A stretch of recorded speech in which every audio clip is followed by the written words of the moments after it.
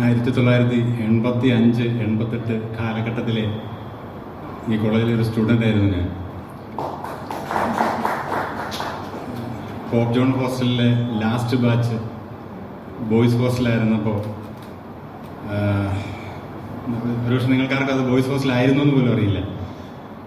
അവിടുത്തെ last batch പിന്നീട് second year ആയപ്പോൾ ട്രെയിനിങ് കോളേജിൻ്റെ ഹോസ്റ്റലിൽ അവിടുത്തെ ലാസ്റ്റ് ബാച്ച് 3-ാം വർഷം പുറത്തായി.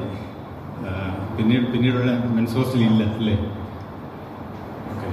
അതുകൊണ്ട് എനിക്ക് നല്ല ഓർമ്മകൾ, ജീവിതത്തിലെ ഏറ്റവും നല്ലൊരു കാലഘട്ടം ചെലവഴിച്ച ഒരു ക്യാമ്പസാണ്. പിന്നീട് പല ആവശ്യങ്ങൾക്കായി കോളേജിൽ വന്നിട്ടുണ്ടെങ്കിലും ഇത്തരം ഒരു പരിപാടിയിൽ ആദ്യമായി പങ്കെടുക്കുകയാണ്.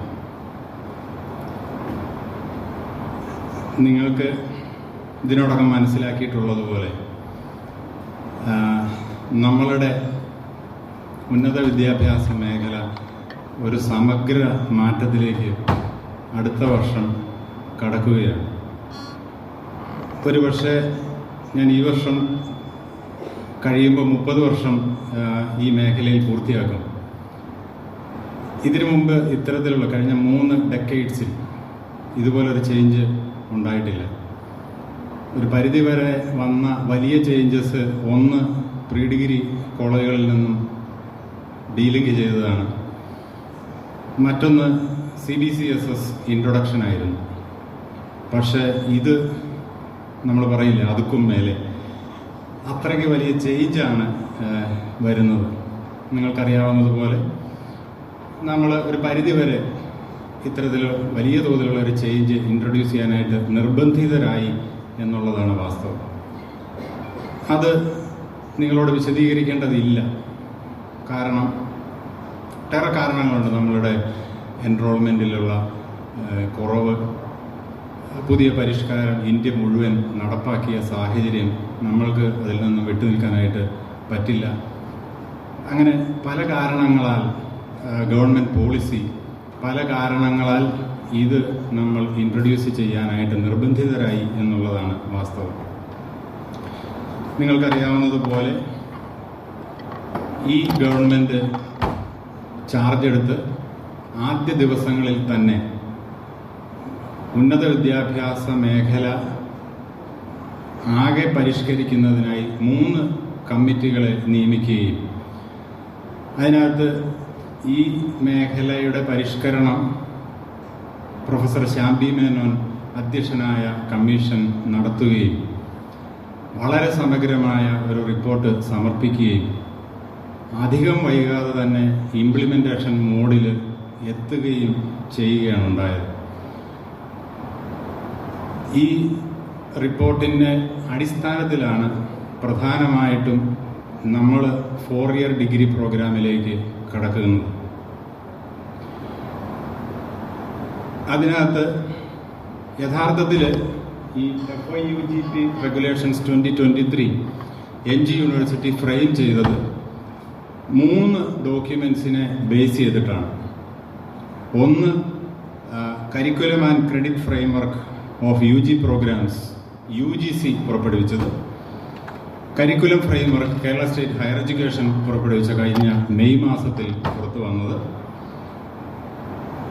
KSHEC തന്നെ പുറത്തിറക്കിയ മോഡൽ റെഗുലേഷൻസ് ഓർ FIUGP. ഈ 3 ഡോക്യുമെൻസിൻ്റെ അടിസ്ഥാനത്തിലാണ് മഹാത്മാഗാന്ധി യൂണിവേഴ്സിറ്റി അടുത്ത വർഷം മുതൽ നടപ്പാക്കാൻ പോകുന്ന 4 ഇയർ ഡിഗ്രി പ്രോഗ്രാമുകളുടെ റെഗുലേഷൻസ് ഫ്രെയിം ചെയ്തിട്ടുള്ളത്. ഇപ്പോഴും ആ റെഗുലേഷൻസ് ഡ്രാഫ്റ്റാണ്. അത് പൂർണ്ണ ഫോമിൽ അവൈലബിൾ ആയിട്ടില്ല. പക്ഷേ കൺസേൺ ബോർഡ് ഓഫ് സ്റ്റഡീസിന് അവരുടെ വർക്ക് ചെയ്യാൻ വേണ്ടിയിട്ട് വേണ്ട ആവശ്യമുള്ള ഭാഗങ്ങളൊക്കെ നൽകുക ഉണ്ടായി. അപ്പോൾ ഈ റെഗുലേഷൻസിനെ ബേസ് ചെയ്തിട്ടാണ് ഞാൻ ഏകദേശം 1.25 മണിക്കൂർ പ്രസൻറ്റ് ചെയ്യുക. യഥാർത്ഥത്തിൽ ഈ പ്രസൻറ്റേഷൻ പൂർത്തിയാകുന്നത് നാളെ സുമേഷ് സാറിൻ്റെ പ്രസൻറ്റേഷനോട് കൂടിയാണ്. ഞാൻ കൺസൾട്ട് ചെയ്തിട്ടുണ്ട്. ഞാൻ പറയുന്ന ഭാഗം ഓവർലാപ്പ് ചെയ്യാതെ നോക്കണമല്ലോ.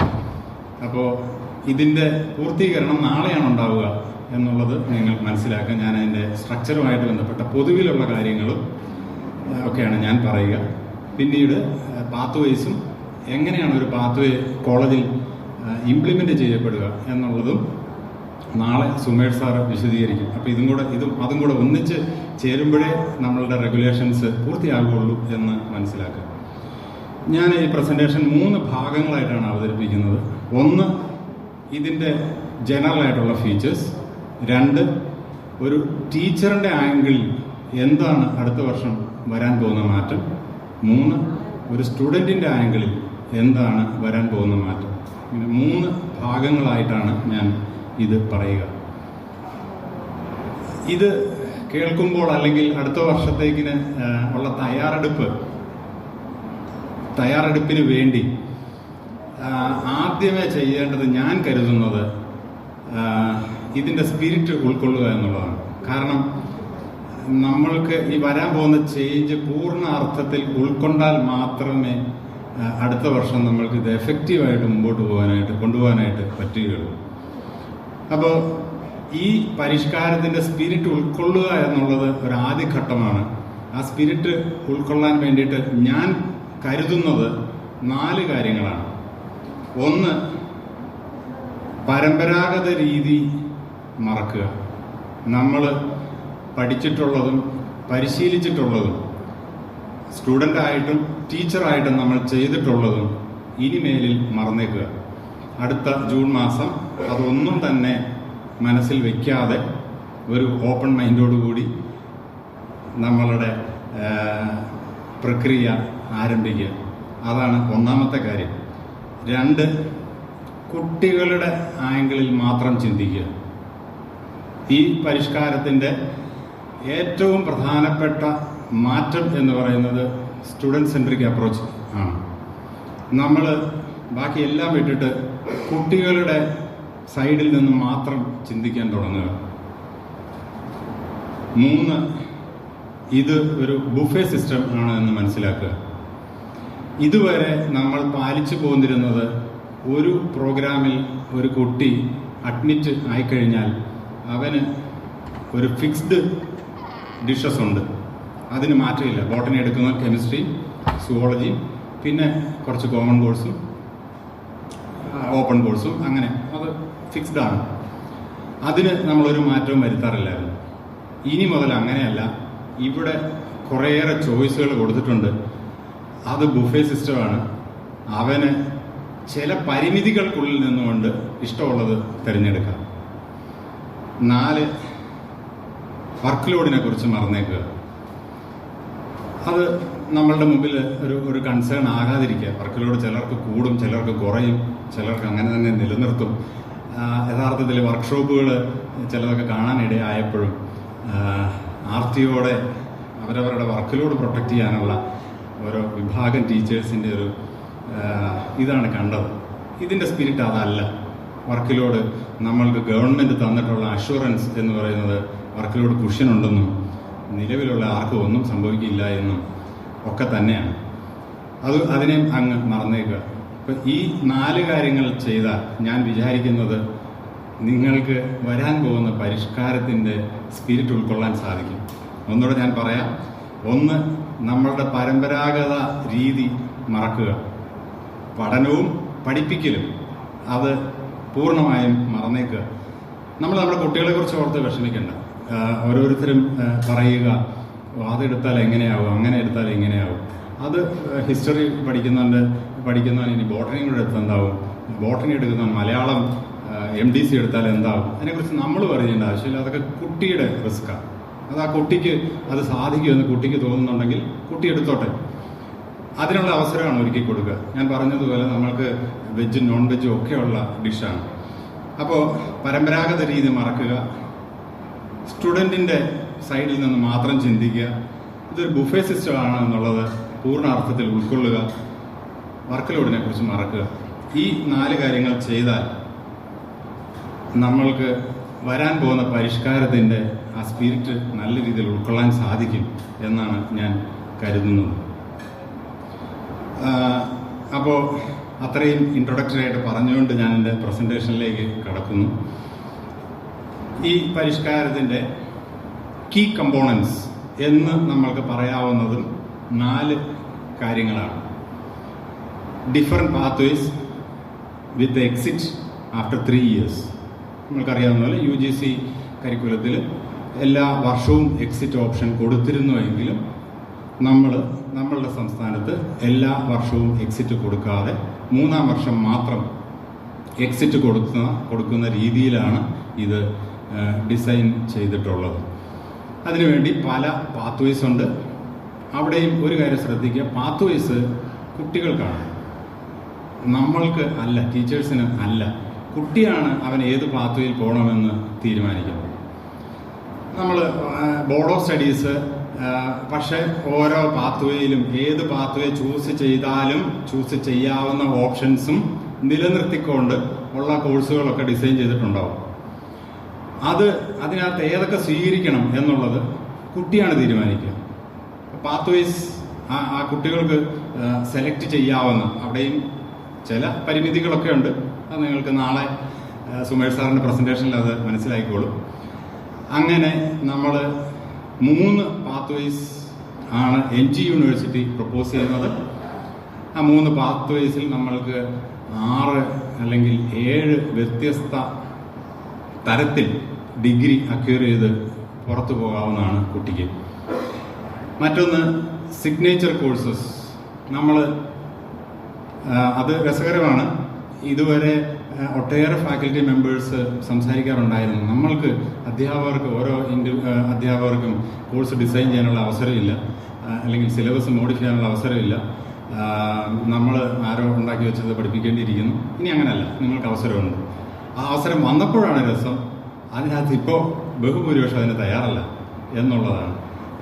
ആ ഒരു യാഥാർത്ഥ്യത്തിലേക്ക് വന്നപ്പോൾ signature course individual faculty offer ചെയ്യുന്ന കോഴ്സുകളാണ്. അവരുടെ താല്പര്യം അനുസരിച്ച് അത് ഓഫർ ചെയ്യാവുന്നതാണ്. നിങ്ങൾ ഓരോരുത്തരും ഓഫർ ചെയ്യുന്ന കോഴ്സ് ആകർഷകമാണെങ്കിൽ ഈ കോളേജിൽ നിന്നും മറ്റു കോളേജുകളിൽ നിന്നും മറ്റ് യൂണിവേഴ്സിറ്റികളിൽ നിന്നും അത് പഠിക്കാൻ കുട്ടികൾ വന്നോളും. അപ്പോൾ അത് ഇതിൻ്റെ ഒരു ആകർഷണമാണ്. Program or course specific evaluation methods. ഇതുവരെ നമ്മൾക്ക് ഇവാലുവേഷൻ എന്ന് പറയുന്ന ഒരു കോമൺ പാറ്റേണാണ്. അവൻ ഏത് തരം കോഴ്സ് പഠിച്ചാലും, ഓപ്പൺ കോഴ്സ് ആണെങ്കിലും മറ്റെന്തൊക്കെ തരത്തിലുള്ള കോഴ്സാണെങ്കിലും, ലിറ്ററേച്ചർ ആണെങ്കിലും സയൻസ് ആണെങ്കിലും എന്തൊക്കെ തരം കോഴ്സ് ആണെങ്കിലും നമുക്ക് 3 മണിക്കൂർ സെക്ഷൻ ABC, എയിൽ ഇത്ര ക്വസ്റ്റ്യൻ, ബിയിൽ ഇത്ര ക്വസ്റ്റ്യൻ, 150 മാർക്കിൽ കുറയാതെ എന്നൊക്കെ നമ്മൾ വളരെ വലിയ സ്റ്റിപ്പുലേഷൻസ് ഒക്കെ വെച്ച് നടത്തിക്കൊണ്ടിരിക്കുന്ന പരീക്ഷകളാണ്. ഇനി അങ്ങനെയല്ല. ഓരോ ബോർഡ് ഓഫ് സ്റ്റഡീസിനും അവരുടെ പ്രോഗ്രാമുകൾ എങ്ങനെയാണ് ഇവാലുവേറ്റ് ചെയ്യുന്നത് എന്ന് സജഷൻസ് നൽകാവുന്നതാണ്. അതിനനുസരിച്ചായിരിക്കും ഇവാലുവേഷൻ മെത്തേഡ്. കാരണം ഓരോ പ്രോഗ്രാമിനും ഓരോ തരത്തിലാണ് ഇവാലുവേറ്റ് ചെയ്യേണ്ടത്. പ്രത്യേകിച്ചും നമ്മൾ ചില കോഴ്സുകളൊക്കെ എടുത്ത് നോക്കിക്കഴിഞ്ഞാൽ, ഇപ്പോൾ ഞങ്ങളുടെ സബ്ജക്റ്റിനെ കുറിച്ച് പറഞ്ഞു കഴിഞ്ഞാൽ, ഇപ്പോൾ നല്ല തോതിൽ ഫീൽഡ് വർക്ക് ഇതിൻ്റെ ഭാഗമാണ്. നമ്മൾക്കത് ഇവാലുവേറ്റ് ചെയ്യാൻ ഒരു മെത്തേഡും ഇല്ല. ആകെ ഞങ്ങളൊക്കെ ചെയ്യുക, കുറേ അവിടെ നിന്നൊക്കെ കളക്ട് ചെയ്ത് അത് ഉണങ്ങി സൂക്ഷിക്കുക, അല്ലെങ്കിൽ മറ്റെന്തെങ്കിലും തരത്തിൽ പ്രിസർവ് ചെയ്യുകയൊക്കെയാണ് ചെയ്യുക. അത് അങ്ങനെ ഓരോ പ്രോഗ്രാമിനും ഓരോ കോഴ്സിനും ഇവാലുവേഷൻ മെത്തേഡ് മാറിക്കും. ഒരു പ്രോഗ്രാമിലുള്ള വ്യത്യസ്ത പേപ്പറുകൾക്ക് വ്യത്യസ്ത തരത്തിലുള്ള ഇവാലുവേഷൻ. അപ്പോൾ കൺസേൺ ബോർഡ് ഓഫ് സ്റ്റഡീസ് ഈ പ്രോഗ്രാമിന് യോജിച്ച ഇവാലുവേഷൻ മെത്തേഡ് ഏതാണ്, ഈ കോഴ്സിന് യോജിച്ച ഇവാലുവേഷൻ മെത്തേഡ് ഏതാണ് എന്നുള്ള സജഷൻസും കൂടെ നൽകേണ്ടതാണ്. അതിനനുസരിച്ച് ഇവാലുവേഷൻ മെത്തേഡ് മാറും. 4 ഔട്ട്കം ബേസ്ഡ് എഡ്യൂക്കേഷൻ, OBE. അത് നമ്മൾ കുറച്ച് നാളായിട്ട് കേൾക്കുന്ന ഒരു വാക്കാണ്. സിലബസ് അല്ലെങ്കിൽ നമ്മളുടെ കരിക്കുലം ഡിസൈൻ ചെയ്യുന്നതിന് മുമ്പ് തന്നെ എന്താണ് ഈ പ്രോഗ്രാം കൊണ്ട് ഉദ്ദേശിക്കുന്ന ഔട്ട്കം എന്ന് തീരുമാനിച്ച് അതിനെ ജസ്റ്റിഫൈ ചെയ്യുന്ന കരിക്കുലം, അതിനെ ജസ്റ്റിഫൈ ചെയ്യുന്ന സിലബസ് ആണ് ഉണ്ടാക്കേണ്ടത്. പക്ഷെ എനിക്ക് അൺഫോർച്ചുനേറ്റ്ലി ചില board of studies meeting attend ചെയ്തപ്പോൾ, അതിൻ്റെ ഭാഗമായപ്പോൾ ഞാൻ മനസ്സിലാക്കിയത് ഇത് സൈഡ് ലൈൻ ചെയ്തിരിക്കുകയാണ് ഇപ്പോഴും എന്നുള്ളതാണ്.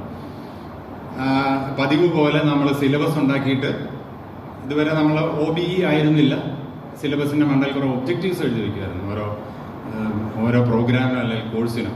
അതെല്ലാം ഉണ്ടാക്കിയതിന് ശേഷം ഒബ്ജക്റ്റീവ്സ് ഒരു 4-5 എണ്ണം നമ്മൾ മനസ്സിൽ തോന്നുന്ന ഒബ്ജക്റ്റീവ്, അതുമായിട്ടൊരു ബന്ധവും കാണില്ല. അങ്ങനെ ഒരു സാധനമാണ് എഴുതാറ്. ഒരു ചില ബോർഡിൽ ഇതും അങ്ങനെ സംഭവിച്ചിട്ടുണ്ട്. ഇനി സിലബസ് ഉണ്ടാക്കിയതിന് ശേഷം അവർ OBE കണ്ടുപിടിക്കാൻ അല്ലെങ്കിൽ ഔട്ട്കം കണ്ടുപിടിക്കാനായിട്ട് ഗവേഷണം നടത്തേണ്ടിയിരിക്കുന്നു. യഥാർത്ഥത്തിൽ ആ ഡയറക്ഷനിലല്ല പോകേണ്ടത്. ഔട്ട്കം തീരുമാനിച്ചതിന് ശേഷമാണ് നമ്മൾ സിലബസ് ഡിസൈൻ ചെയ്യേണ്ടത്. എന്നാൽ മാത്രമേ അത് ഉചിതമാവുകയുള്ളൂ. അപ്പോൾ ഈ 4 കാര്യങ്ങളാണ് വരാൻ പോകുന്ന പരിഷ്കാരത്തിലെ കീ കമ്പോണൻസ് എന്ന് നമ്മൾക്ക് പറയാവുന്നത്. ഇനി ഞാൻ കറണ്ട് സിസ്റ്റം ഞാൻ പറഞ്ഞു, ഇതിന്റെ ആദ്യ ഭാഗത്ത് ഞാൻ പ്രധാനമായിട്ടും ഫോക്കസ് ചെയ്യുന്നത് the difference between current system and the upcoming system.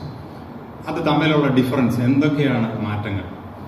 ആ റൈറ്റ് സൈഡിലെ ടേബിളിൽ കറണ്ട് സിസ്റ്റമാണ് നിങ്ങൾക്കറിയാവുന്നതുപോലെ കോമൺ കോഴ്സ് 1-2, കോർ കോംപ്ലിമെന്ററി, പിന്നീട് ഓപ്പൺ കോഴ്സ് എലക്റ്റീവ് പ്രോജക്റ്റ്. ആ ഒരു പാറ്റേൺ നമ്മൾ ഫോളോ ചെയ്യുന്നു. അതിൽ ഓരോന്നിൻ്റെയും ക്രെഡിറ്റുകളും പറഞ്ഞിട്ടുണ്ട്. അതിനൊരു 9+9+4+4+4 എന്ന് പറയുന്ന ഒരു വർക്ക് ലോഡും ഉണ്ട്. അതനുസരിച്ച് നമ്മൾ ഏറെ കാലമായി മുമ്പോട്ട് പോവുകയായിരുന്നു. നിങ്ങളുടെ ലെഫ്റ്റ് സൈഡിൽ കാണുന്ന ആ ടേബിളാണ് ഇനി വരാൻ പോകുന്ന സിസ്റ്റത്തിന്റെ എസൻസ്. ഈ ടെർമിനോളജി, ഇത് യഥാർത്ഥത്തിൽ ഒരു ടെർമിനോളജിയുടെ മാറ്റമല്ല. നമ്മൾക്ക് major, minor, MDC multi disciplinary course, SCC skill enhancement course, AEC ability enhancement course, value addition course, VAC, അതൊക്കെ ഉൾപ്പെടുന്ന ഒരു പാറ്റേൺ ആണ് ഇനി വരാൻ പോകുന്നത്. അതിനകത്ത് നിങ്ങൾക്ക് ആ ടോട്ടൽ ക്രെഡിറ്റ് കാണാവുന്നതാണ്. 3 ഇയർ UG പ്രോഗ്രാമിന് 133 ക്രെഡിറ്റും 4 ഇയർ UG പ്രോഗ്രാമിന് 177 ക്രെഡിറ്റും പൂർത്തിയാക്കുമ്പോൾ നിങ്ങൾക്ക് 3 ഇയർ ഡിഗ്രി അല്ലെങ്കിൽ 4 ഇയർ ഡിഗ്രി ക്ലെയിം ചെയ്യാവുന്നതാണ്. അതിനകത്ത് ആ മേജർ, മൈനർ നമ്മളിപ്പോൾ for the time being DSC discipline specific കോറെന്നോ കോഴ്സെന്നോ ഒക്കെ മാത്രമാണ് ഈ ഘട്ടത്തിൽ പറയുക. കാരണം അതിൻ്റെ തുടക്കത്തിലെങ്കിലും അത് അവനെ സംബന്ധിച്ച് മേജർ അല്ല.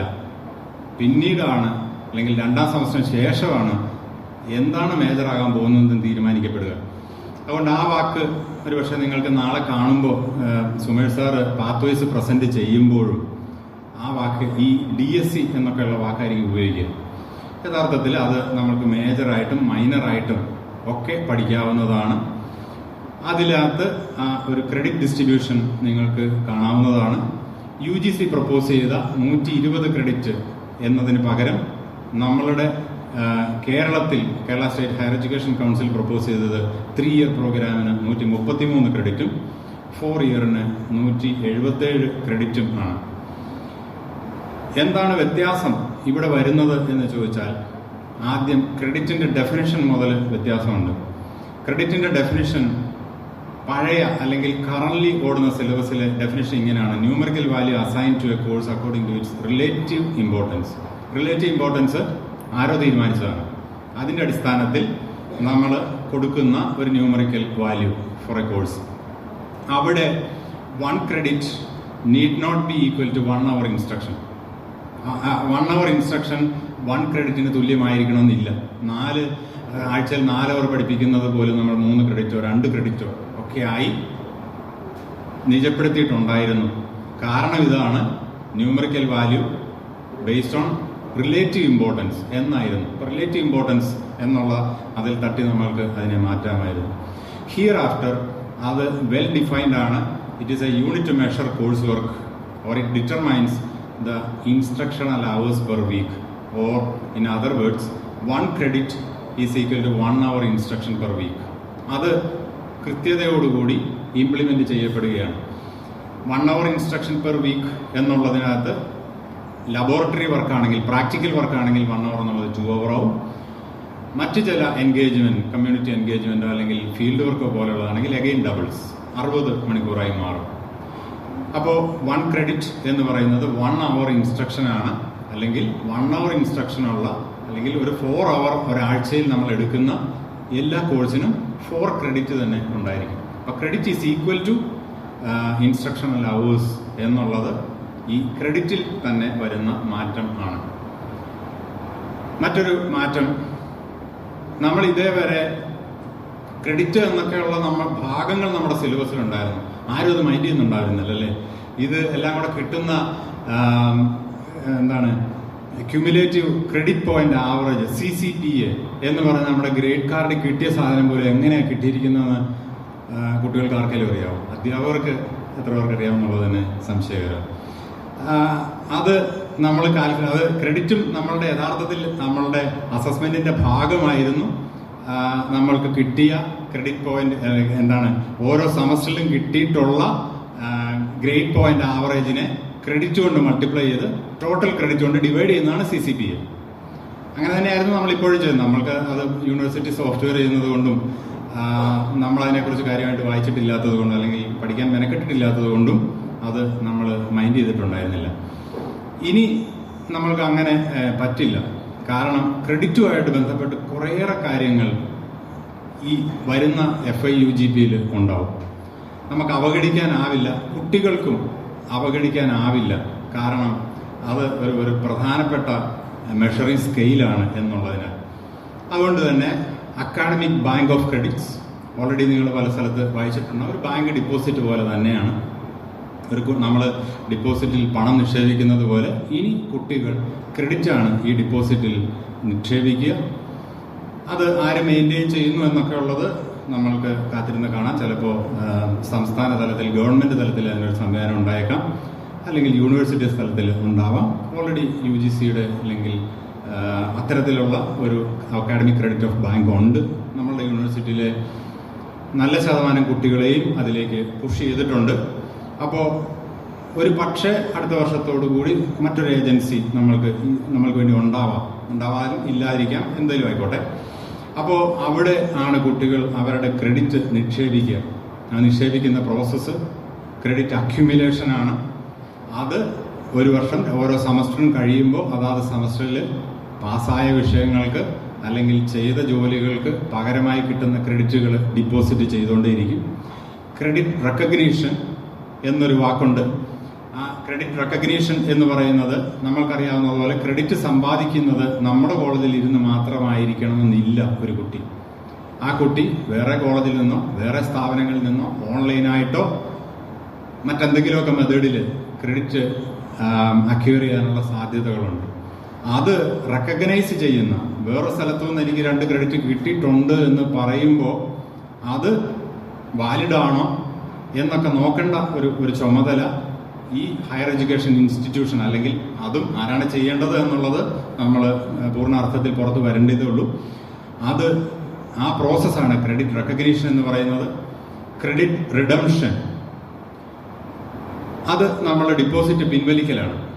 അത് ഒരു കുട്ടി എനിക്ക് ഇപ്പോൾ ഇത്രയും ക്രെഡിറ്റ് ഉണ്ട്, അതുകൊണ്ട് എനിക്ക് എന്ത് നേടാവോ അത് എനിക്ക് തന്ന് എന്നെ പറഞ്ഞു വിടണം എന്ന് ആവശ്യപ്പെടുന്ന വിത്ഡ്രോയലാണ്. നമ്മളുടെ ഡിപ്പോസിറ്റിൽ നിന്നും പണം പിൻവലിക്കുന്നത് പോലെ തന്നെ ക്രെഡിറ്റ് വിത്ഡ്രോ ചെയ്തിട്ട് അതിന് പകരമായി നമ്മളുടെ ഇവിടെ കിട്ടാവുന്നത് 3 വർഷത്തിന് ശേഷം ഡിഗ്രിയും 4 വർഷത്തിന് ശേഷം ഓണേഴ്സും ആണ് ലഭ്യമാകുക. പക്ഷെ UGC വിഭാവനം ചെയ്യുന്നതനുസരിച്ച് 1 വർഷം കഴിയുമ്പോൾ സർട്ടിഫിക്കറ്റും 2 വർഷം കഴിയുമ്പോൾ ഡിപ്ലോമയും ഒക്കെ കിട്ടേണ്ടതാണ്. ഇവിടെയും നമ്മൾ ഈ റെഗുലേഷൻസിന്റെ ഭാഗമായി ഏതെങ്കിലും ഘട്ടത്തിൽ ഒരാളെ നിർത്തിപ്പോയാൽ course cum credit certificate issue ചെയ്യാം എന്ന് റെഗുലേഷനിൽ പറഞ്ഞിട്ടുണ്ട്.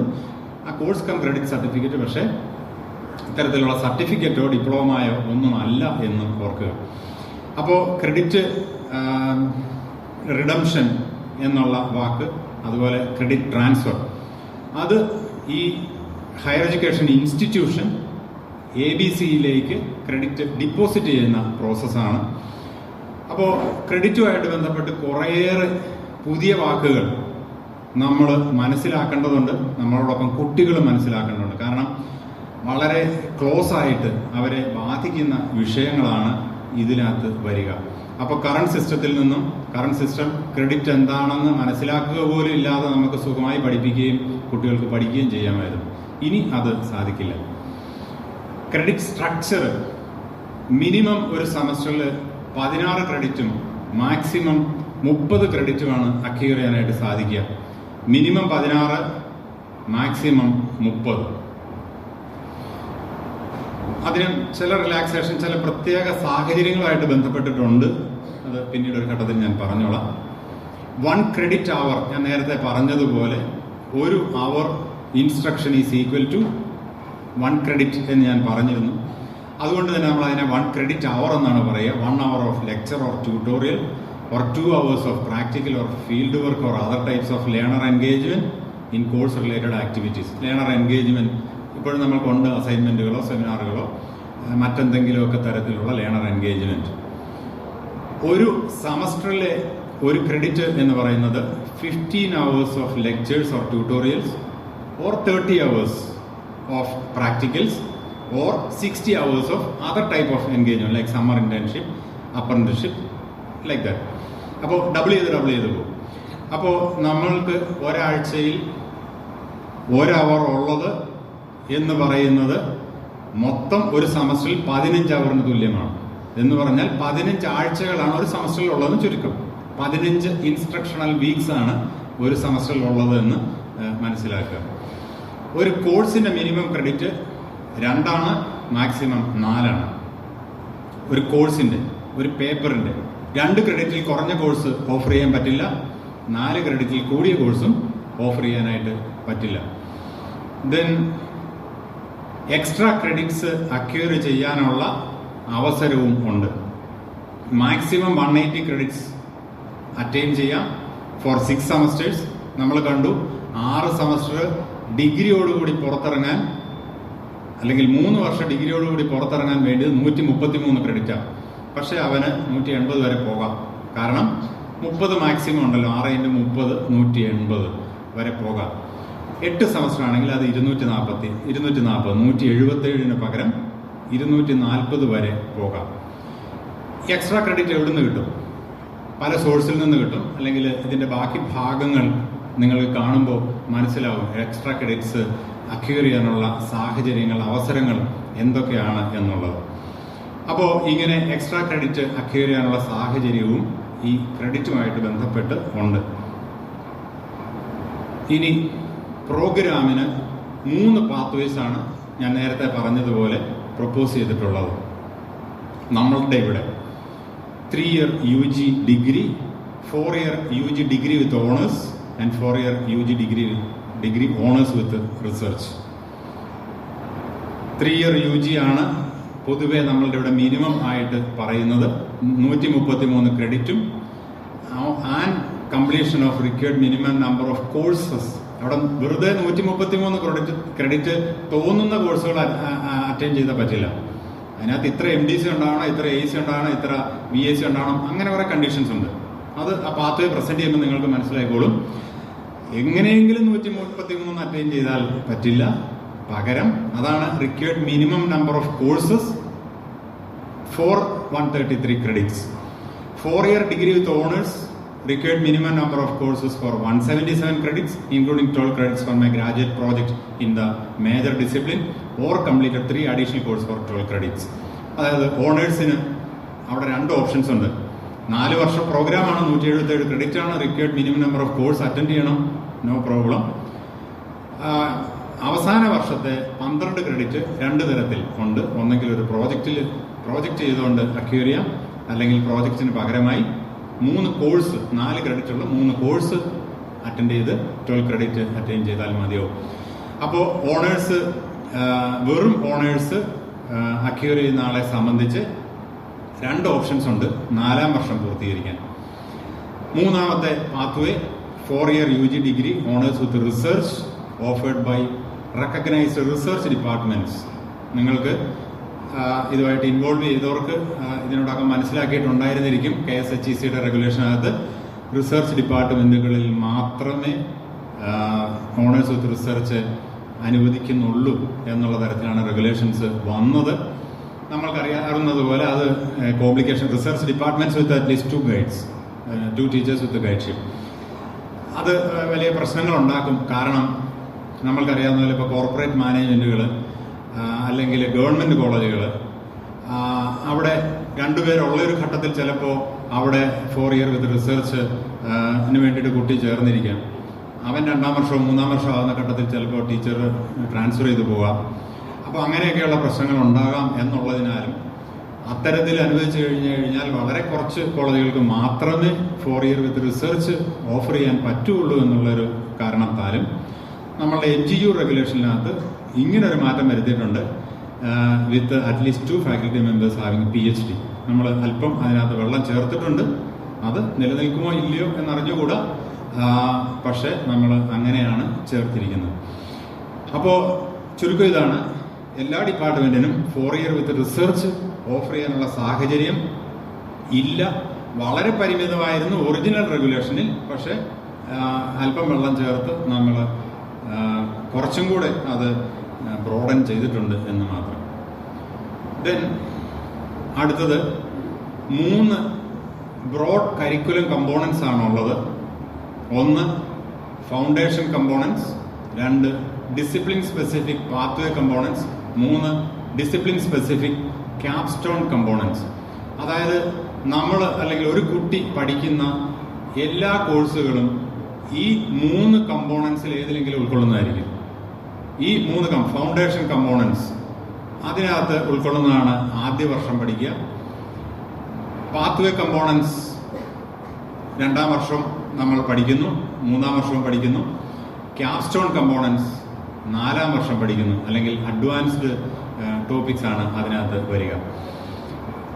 ഫൗണ്ടേഷൻ കമ്പോണൻസ് എന്ന് പറയുന്നത് 2 തരത്തിലുണ്ട്.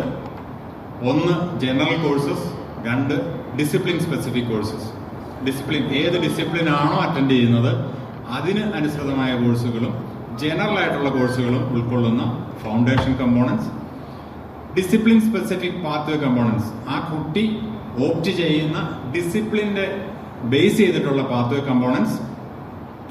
അതിനുള്ളിലാണ് major, minor, discipline specific electives DSE എന്ന് പറയുന്ന കമ്പോണന്റും ഉൾക്കൊള്ളുന്നത്.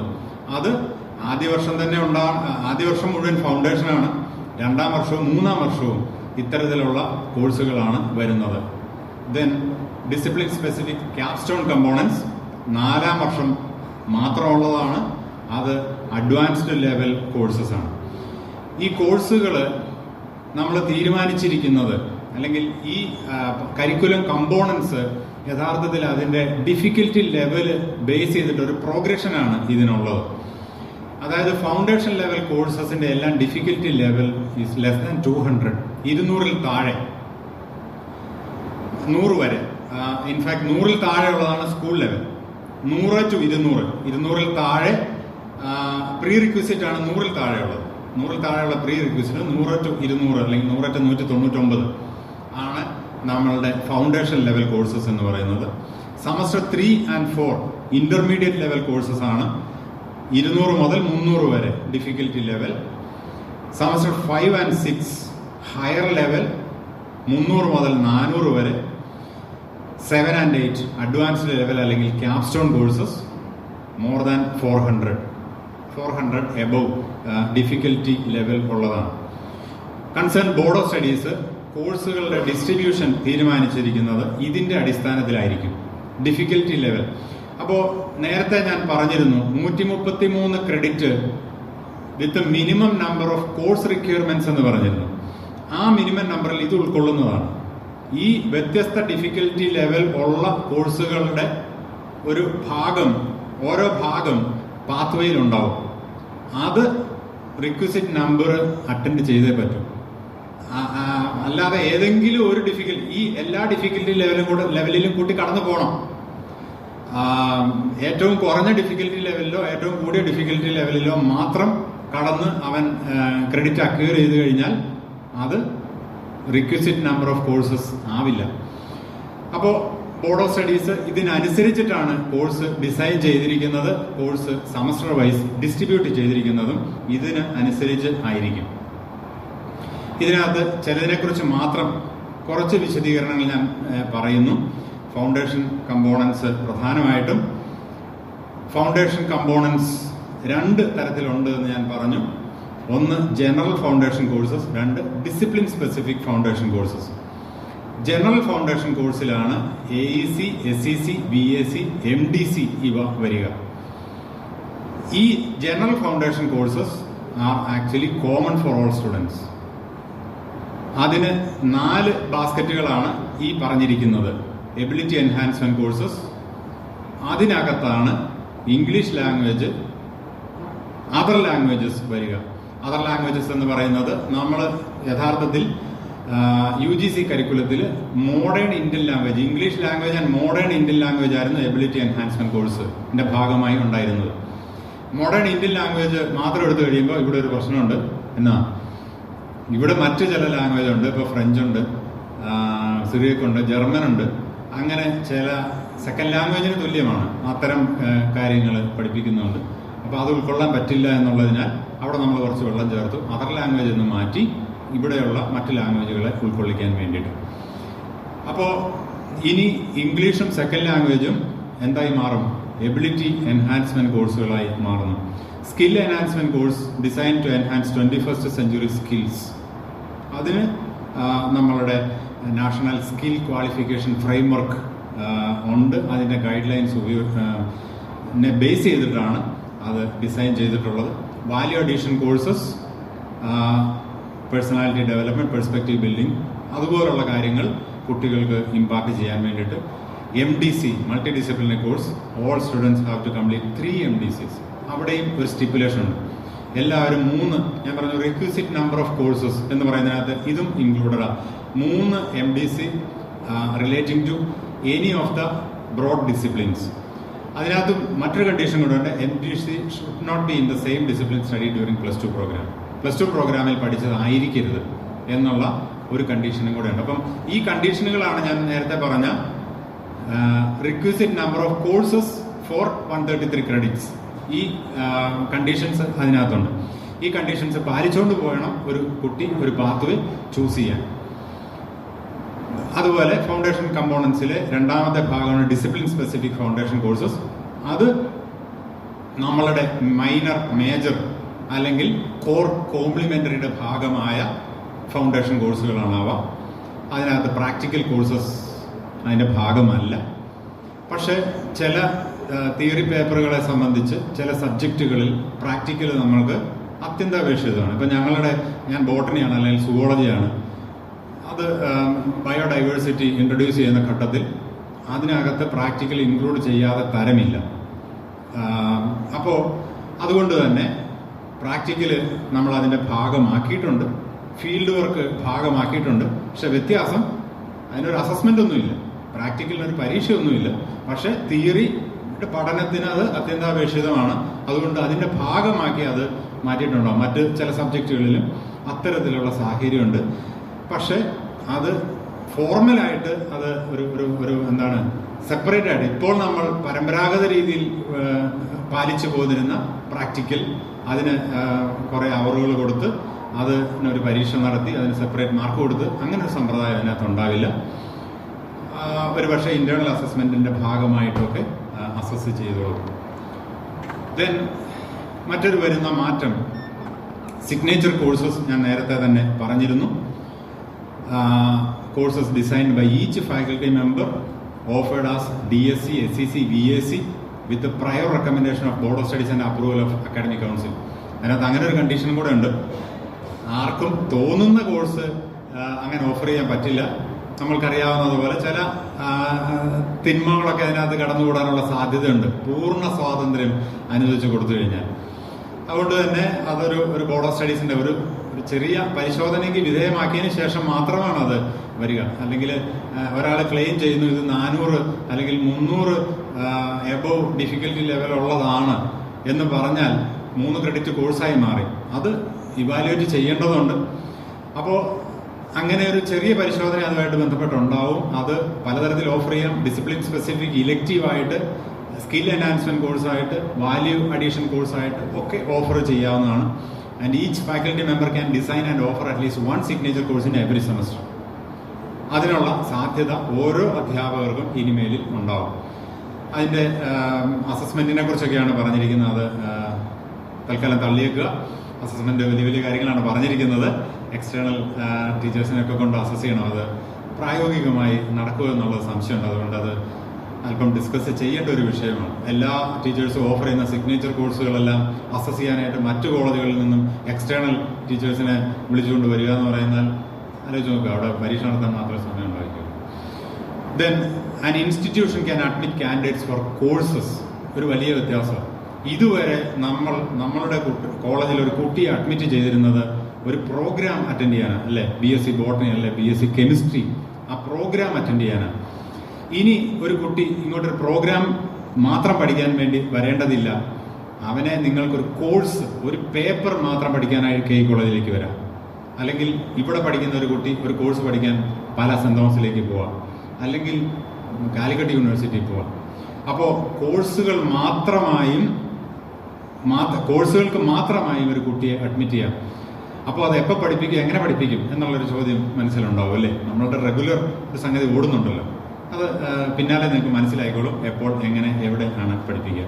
ഇവിടെ തന്നെ ഉണ്ട്. From other recognise higher through regular online or distance mode. പല ഓപ്ഷൻസാണ്. റെഗുലർ കുട്ടിയായിട്ട്, ഒരു സാധാരണ കുട്ടിയായിട്ട് തന്നെ ക്ലാസ് റൂം ഫിസിക്കൽ കോണ്ടാക്റ്റോടുകൂടി തന്നെ പഠിപ്പിക്കാം.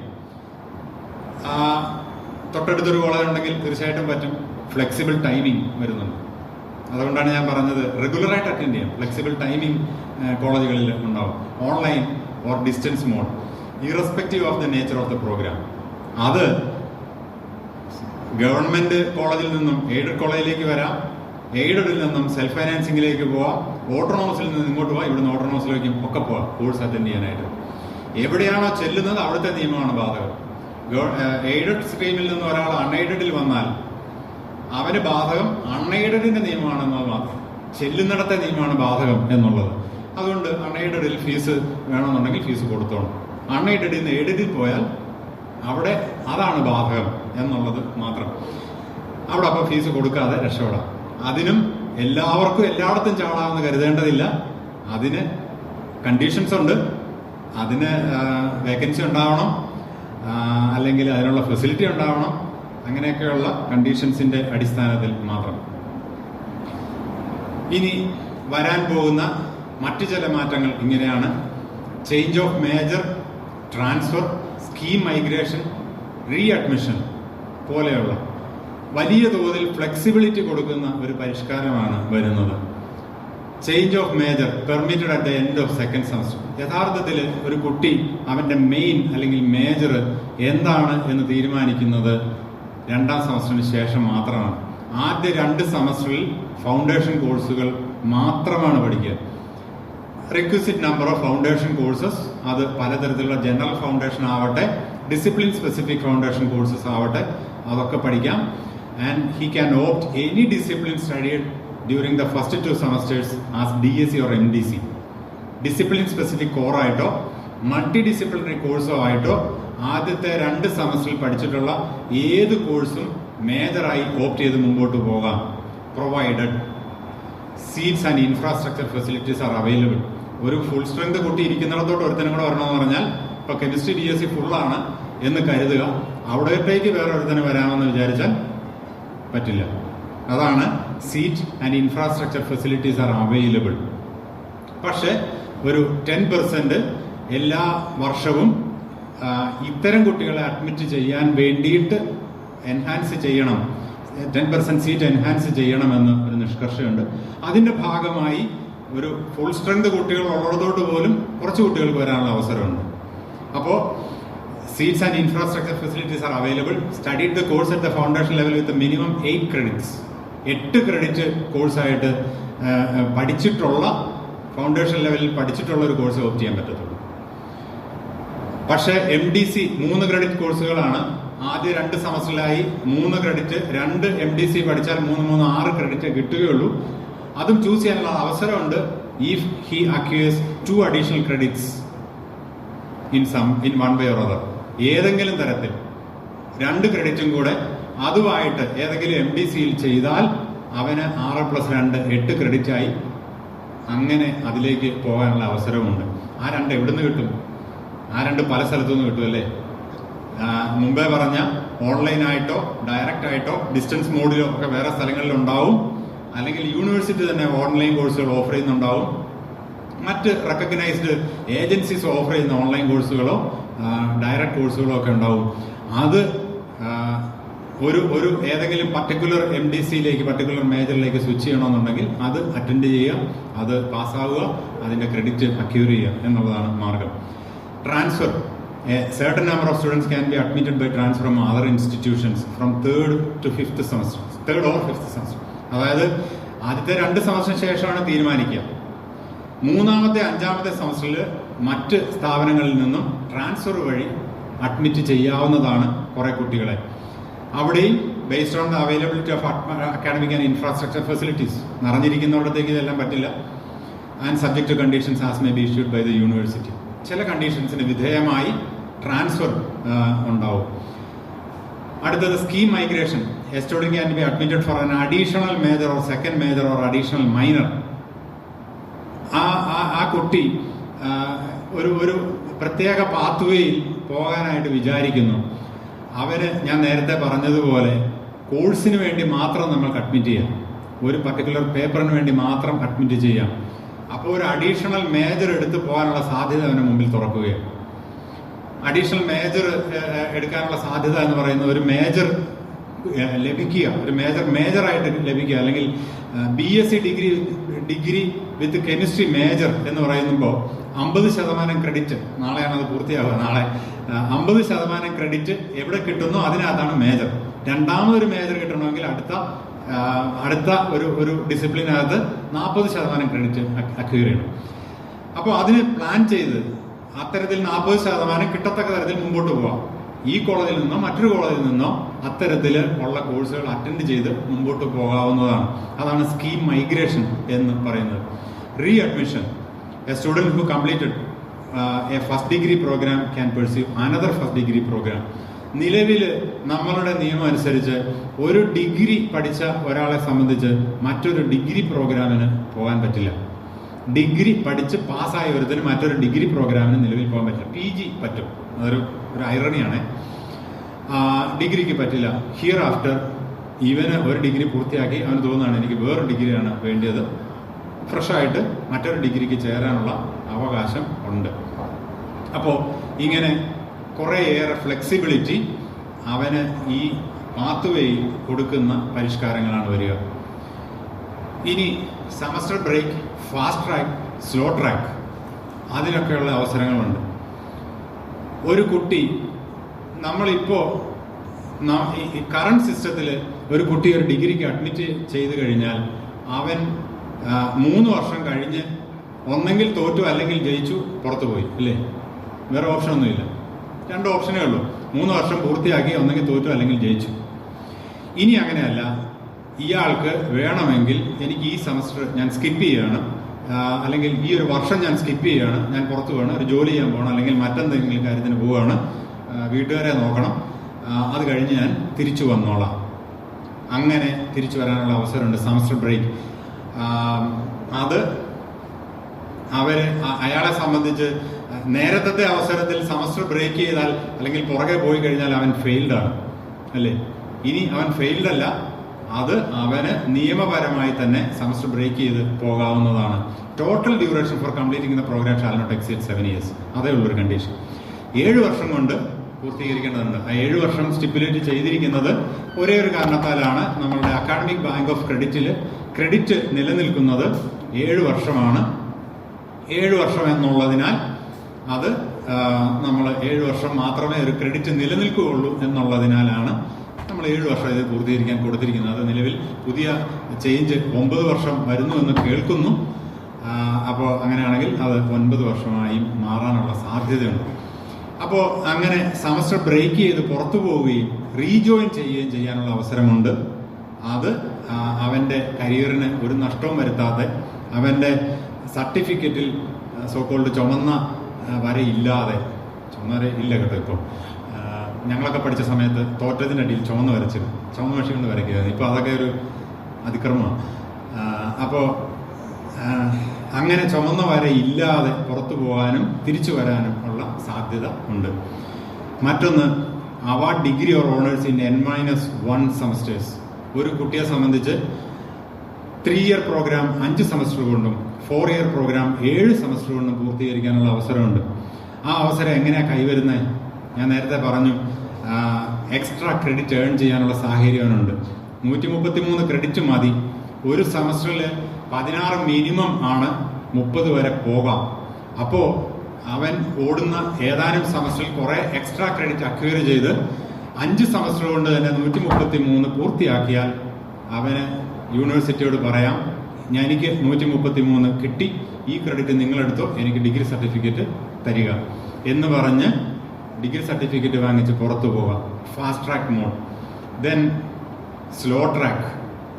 സ്ലോ ട്രാക്ക് എന്നുള്ള വാക്ക് ഞാൻ എഴുതി ചേർത്താണ്, അങ്ങനെ ഉണ്ടോയെന്ന് എനിക്കറിയത്തില്ല. Permitted to complete the 3 year program in 4 to 5 years or 8 to 10 semesters and a 4 year program in 5 to 6 years. ഇത് സെമസ്റ്റർ ബ്രേക്കും ഇതും തമ്മിൽ എന്നാ വ്യത്യാസം? സെമസ്റ്റർ ബ്രേക്ക് ചെയ്ത് പോകുന്നു ഇതും തമ്മിൽ. അവിടെ 7 വർഷം എന്ന് പറഞ്ഞു, ഇവിടെ 3 ഇയർ പ്രോഗ്രാം 4 മുതൽ 5 വർഷം കൊണ്ടും 4 ഇയർ പ്രോഗ്രാം 5 മുതൽ 6 വർഷം കൊണ്ടും പൂർത്തീകരിക്കാം. Without obtaining readmission. ഒരു പ്രോസസ് നൂലാമാലകളിലും കൂടെ പോകണ്ട അതുവഴി. അത്തരത്തിൽ അതും ഇതും തമ്മിലുള്ള വ്യത്യാസം ഇതാണ്. ഇതിനെ സംബന്ധിച്ച് ഒരു കുട്ടി അവൻ വിചാരിക്കുകയാണ്, എനിക്ക് ഈ സെമസ്റ്ററിൽ 16 ക്രെഡിറ്റ് കോഴ്സ് ഇപ്പോൾ പൂർത്തീകരിക്കാൻ പറ്റുന്നില്ല, അതുകൊണ്ട് ഞാൻ ഒരു പേപ്പർ തൽക്കാലം അറ്റൻഡ് ചെയ്യുന്നില്ല, ഒരു കോഴ്സ് അറ്റൻഡ് ചെയ്യുന്നില്ല. ഓക്കെ, അവൻ പിന്നീട് വരുന്ന അടുത്ത ബാച്ചിൻ്റെ കൂടെ ആയിരിക്കും ചിലപ്പോൾ ആ പേപ്പറിന്റെ പരീക്ഷ എഴുതുക. അതാണ് സ്ലോ ട്രാക്ക്. അങ്ങനെ വേണമെങ്കിൽ ലാഗിങ് ആയിട്ട് കിടന്ന്, ലാഗിങ് എന്ന് പറഞ്ഞാൽ ഫെയിൽഡ് അല്ലേ, ലാഗിങ് ആയിട്ട് കിടന്ന് 4-5 വർഷം കൊണ്ട് പുറകെ വരുന്ന കുട്ടികളുടെ കൂടെ പൂർത്തീകരിക്കാനുള്ള അവസരമുണ്ട്. അവിടെയും ഫെയിൽഡ് അല്ലാതെ ഒരു പേപ്പറോ ഒരു കോഴ്സോ ഒക്കെ സെമസ്റ്ററുകളിൽ സ്കിപ്പ് ചെയ്ത് മുമ്പോട്ട് പോകാവുന്നതാണ്. ഇത്തരം കേസിൽ the requirement of 16 credits from the institutions where the enrol may be relaxed.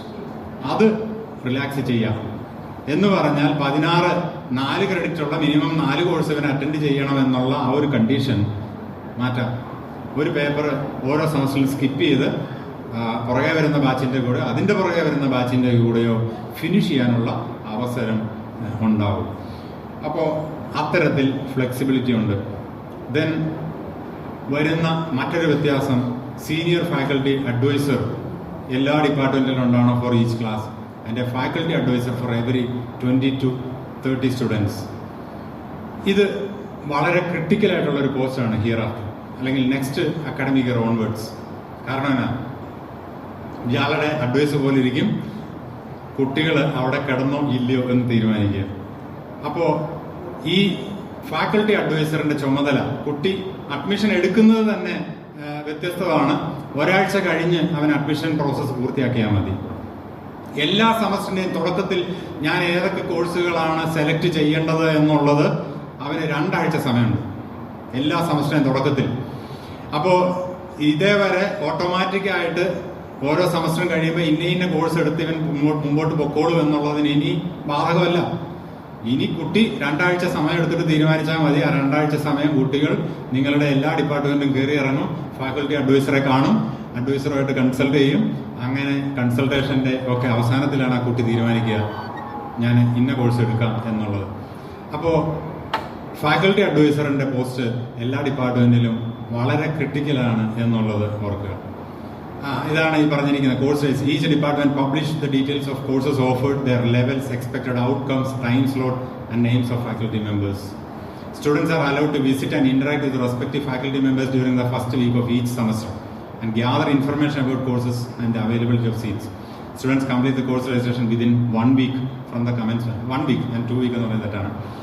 ഒരാഴ്ച ഇതിന് അവസരമുണ്ട് അതിലെ കയറി ഇറങ്ങി നടന്ന് തീരുമാനിക്കാൻ വേണ്ടിയിട്ട്. ആ സമയത്ത് കുട്ടികളെ എല്ലാ ഡിപ്പാർട്ട്മെന്റിലെയും ഫാക്കൽറ്റി അഡ്വൈസർ പിടിച്ചു വലിച്ച് അതിനകത്ത് ഏറ്റവും നല്ല ഫാക്കൽറ്റി അഡ്വൈസർ കൂടുതൽ കുട്ടികളെ.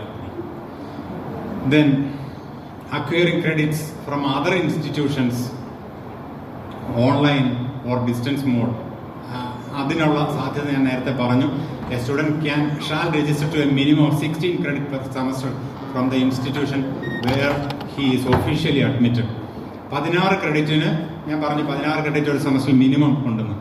അത് അവൻ അറ്റൻഡ് ചെയ്യുന്ന അവൻ്റെ മദർ കോളേജിൽ അറ്റൻഡ് ചെയ്തേ പറ്റൂ. 30 വരെ പോകാം, ബാക്കി 14 വേണ്ടിയിട്ട് എതിലെങ്കിലും പോകാം, എവിടെയെങ്കിലും പോകാനുള്ള അവസരമുണ്ട്. അപ്പോൾ within the university or outside the university, ഈ യൂണിവേഴ്സിറ്റിയിൽ തന്നെയോ മറ്റുള്ളിടത്തോ, ഞാൻ നേരത്തെ പറഞ്ഞതുപോലെ ഓട്ടോണോമസോ അല്ലാത്തതോ, സെൽഫ് ഫൈനാൻസിങ്ങോ എയ്ഡഡോ, ഗവൺമെന്റോ എയ്ഡഡോ, അപ്പോൾ അങ്ങനെ ബാക്കി ക്രെഡിറ്റ്സിന് വേണ്ടിയിട്ട് പല സ്ഥലങ്ങളിൽ പോകാനുള്ള ഒരു സാഹചര്യം ഉണ്ടാവും. ദെൻ അത് ഓരോ ഇൻസ്റ്റിറ്റ്യൂഷനും ഇത്തരത്തിൽ ഔട്ട്സൈഡേഴ്സിന് പ്രൊവൈഡ് ചെയ്യുന്ന കോഴ്സുകൾ ലിസ്റ്റ് ചെയ്യേണ്ടതുണ്ട്.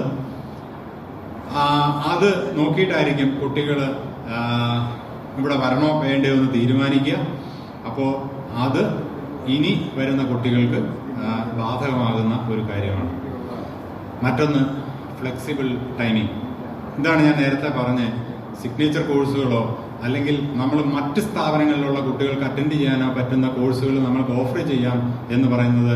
അതിനകത്ത് ഒരു കണ്ടീഷൻ, ഡയറക്റ്റായിട്ടും അറ്റൻഡ് ചെയ്യാം, ഫ്ലെക്സിബിൾ ടൈമിംഗ് ഉള്ളതുകൊണ്ട്. അതായത് flexible and staggered academic transaction time 8:30 to 5 PM. പക്ഷേ ഒരു ഫാക്കൽറ്റി മെമ്പർ 5 hours വന്നാൽ മതിയാവും. അപ്പോൾ ഈ 8:30 to 5 PM ഫ്ലെക്സിബിൾ ടൈമിംഗ് ഉണ്ട്. 5 മണിക്കൂർ വന്നാൽ മതിയാവും. മറ്റു കോഴ്സുകൾ ഓഫർ ചെയ്യാൻ താല്പര്യമുള്ളവർക്ക് ഈ 5 മണിക്കൂറിന് പുറത്ത് ആണ് അത് ഓഫർ ചെയ്യേണ്ടത്. അതുകൊണ്ടാണ് ഞാൻ പറഞ്ഞത് സിഗ്നേച്ചർ കോഴ്സ് എന്ന് പറഞ്ഞപ്പോൾ തുടക്കത്തിൽ വലിയ താല്പര്യമായിരുന്നു. പിന്നീട് ഇതൊക്കെ കണ്ടു കഴിഞ്ഞപ്പോഴാണ് ഒരു താല്പര്യം കുറവ് പോലെ തോന്നിക്കുന്നത്. അപ്പോൾ അക്കാഡമിക് ഇയർ ഇങ്ങനെയാണ് 2 semesters and an optional summer fast track semester. അതും സമ്മർ ഫാസ്റ്റ് ട്രാക്ക് സെമസ്റ്റർ ഓപ്ഷണലാണ്. അങ്ങനെ ഒരു സെമസ്റ്റർ നമുക്ക് ഓഫർ ചെയ്യാം. ഫാസ്റ്റ് ട്രാക്കിൽ 2 മാസം കൊണ്ട് ഒരു കോഴ്സ് പൂർത്തിയാക്കി കൊടുക്കാം. അതും മറ്റ് സ്ഥാപനങ്ങളിലെ കുട്ടികൾക്ക് വേണ്ടിയിട്ട് നമുക്ക് കൊടുക്കാവുന്നതാണ്. എത്ര പേർ ഓഫർ ചെയ്യും എന്ന് നമുക്ക് കാത്തിരുന്ന് കാണാം. 200 വർക്കിംഗ് ഡേയ്സ് ആണ് ഒരു അക്കാഡമിക്കിൽ ഉണ്ടാവേണ്ടത്. 90 working days in a semester, 18 weeks with 5 days week. ഇത് ഹയർ എഡ്യൂക്കേഷൻ കൗൺസിൽ പ്രപ്പോസ് ചെയ്തതിനകത്ത് നമ്മൾ വെള്ളം ചേർത്തിട്ടുള്ളതാണ്. ഹയർ എഡ്യൂക്കേഷൻ കൗൺസിലിന്റെ റെഗുലേഷൻ വായിച്ചിട്ടുണ്ടെങ്കിൽ അതിനകത്ത് ഇതല്ല എന്ന് മനസ്സിലാവും. Extra curricular activities 10 working days, then examinations 15 working days. അങ്ങനെ 3 ആഴ്ചകൾ മൊത്തത്തിൽ 18 ആഴ്ചയിൽ 3 ആഴ്ച നമ്മൾ പരീക്ഷകൾക്കായിട്ട് മാറ്റി നിർത്തുന്നു. പക്ഷെ ഇതിനകത്ത് എക്സ്ട്രാ കരിക്കുലർ ആക്ടിവിറ്റീസിനുള്ളത് ഇതിനകത്ത് ഇൻക്ലൂഡഡ് ആണ്, കരിക്കുലറിനകത്ത് ഇൻക്ലൂഡഡ് ആണ്. 15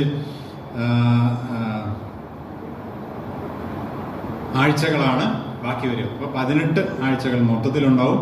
3 ആഴ്ചകൾ പരീക്ഷകൾക്ക് മാറ്റും, ബാക്കി 15 ആഴ്ചകൾ. അതുകൊണ്ടാണ് നമ്മൾ ഒരു ക്രെഡിറ്റ് എന്ന് പറയുന്നത് 15 അവറാക്കി മാറ്റിയത്. 15 അവർ എന്ന് പറഞ്ഞാൽ 15 ആഴ്ച, ഓരോ ആഴ്ച ഓരോ അവർ. That is equal to 1 credit. Then library and laboratory facilities shall be accessible for students for at least 3 more hours after the regular academic transaction. 3 മണിക്കൂറുകൾ കൂടി വരേണ്ടതാണ്. വരാൻ പോകുന്ന മറ്റൊരു മാറ്റം കമ്പൽസറി ഇന്റേൺഷിപ്പാണ്. 4ാം സെമസ്റ്ററിന് ശേഷം മുഴുവൻ കുട്ടികളും ഇന്റേൺഷിപ്പ് ചെയ്യേണ്ടതാണ്. അതിനകത്ത് കുറേ ഓപ്ഷൻസ് ഉണ്ട്.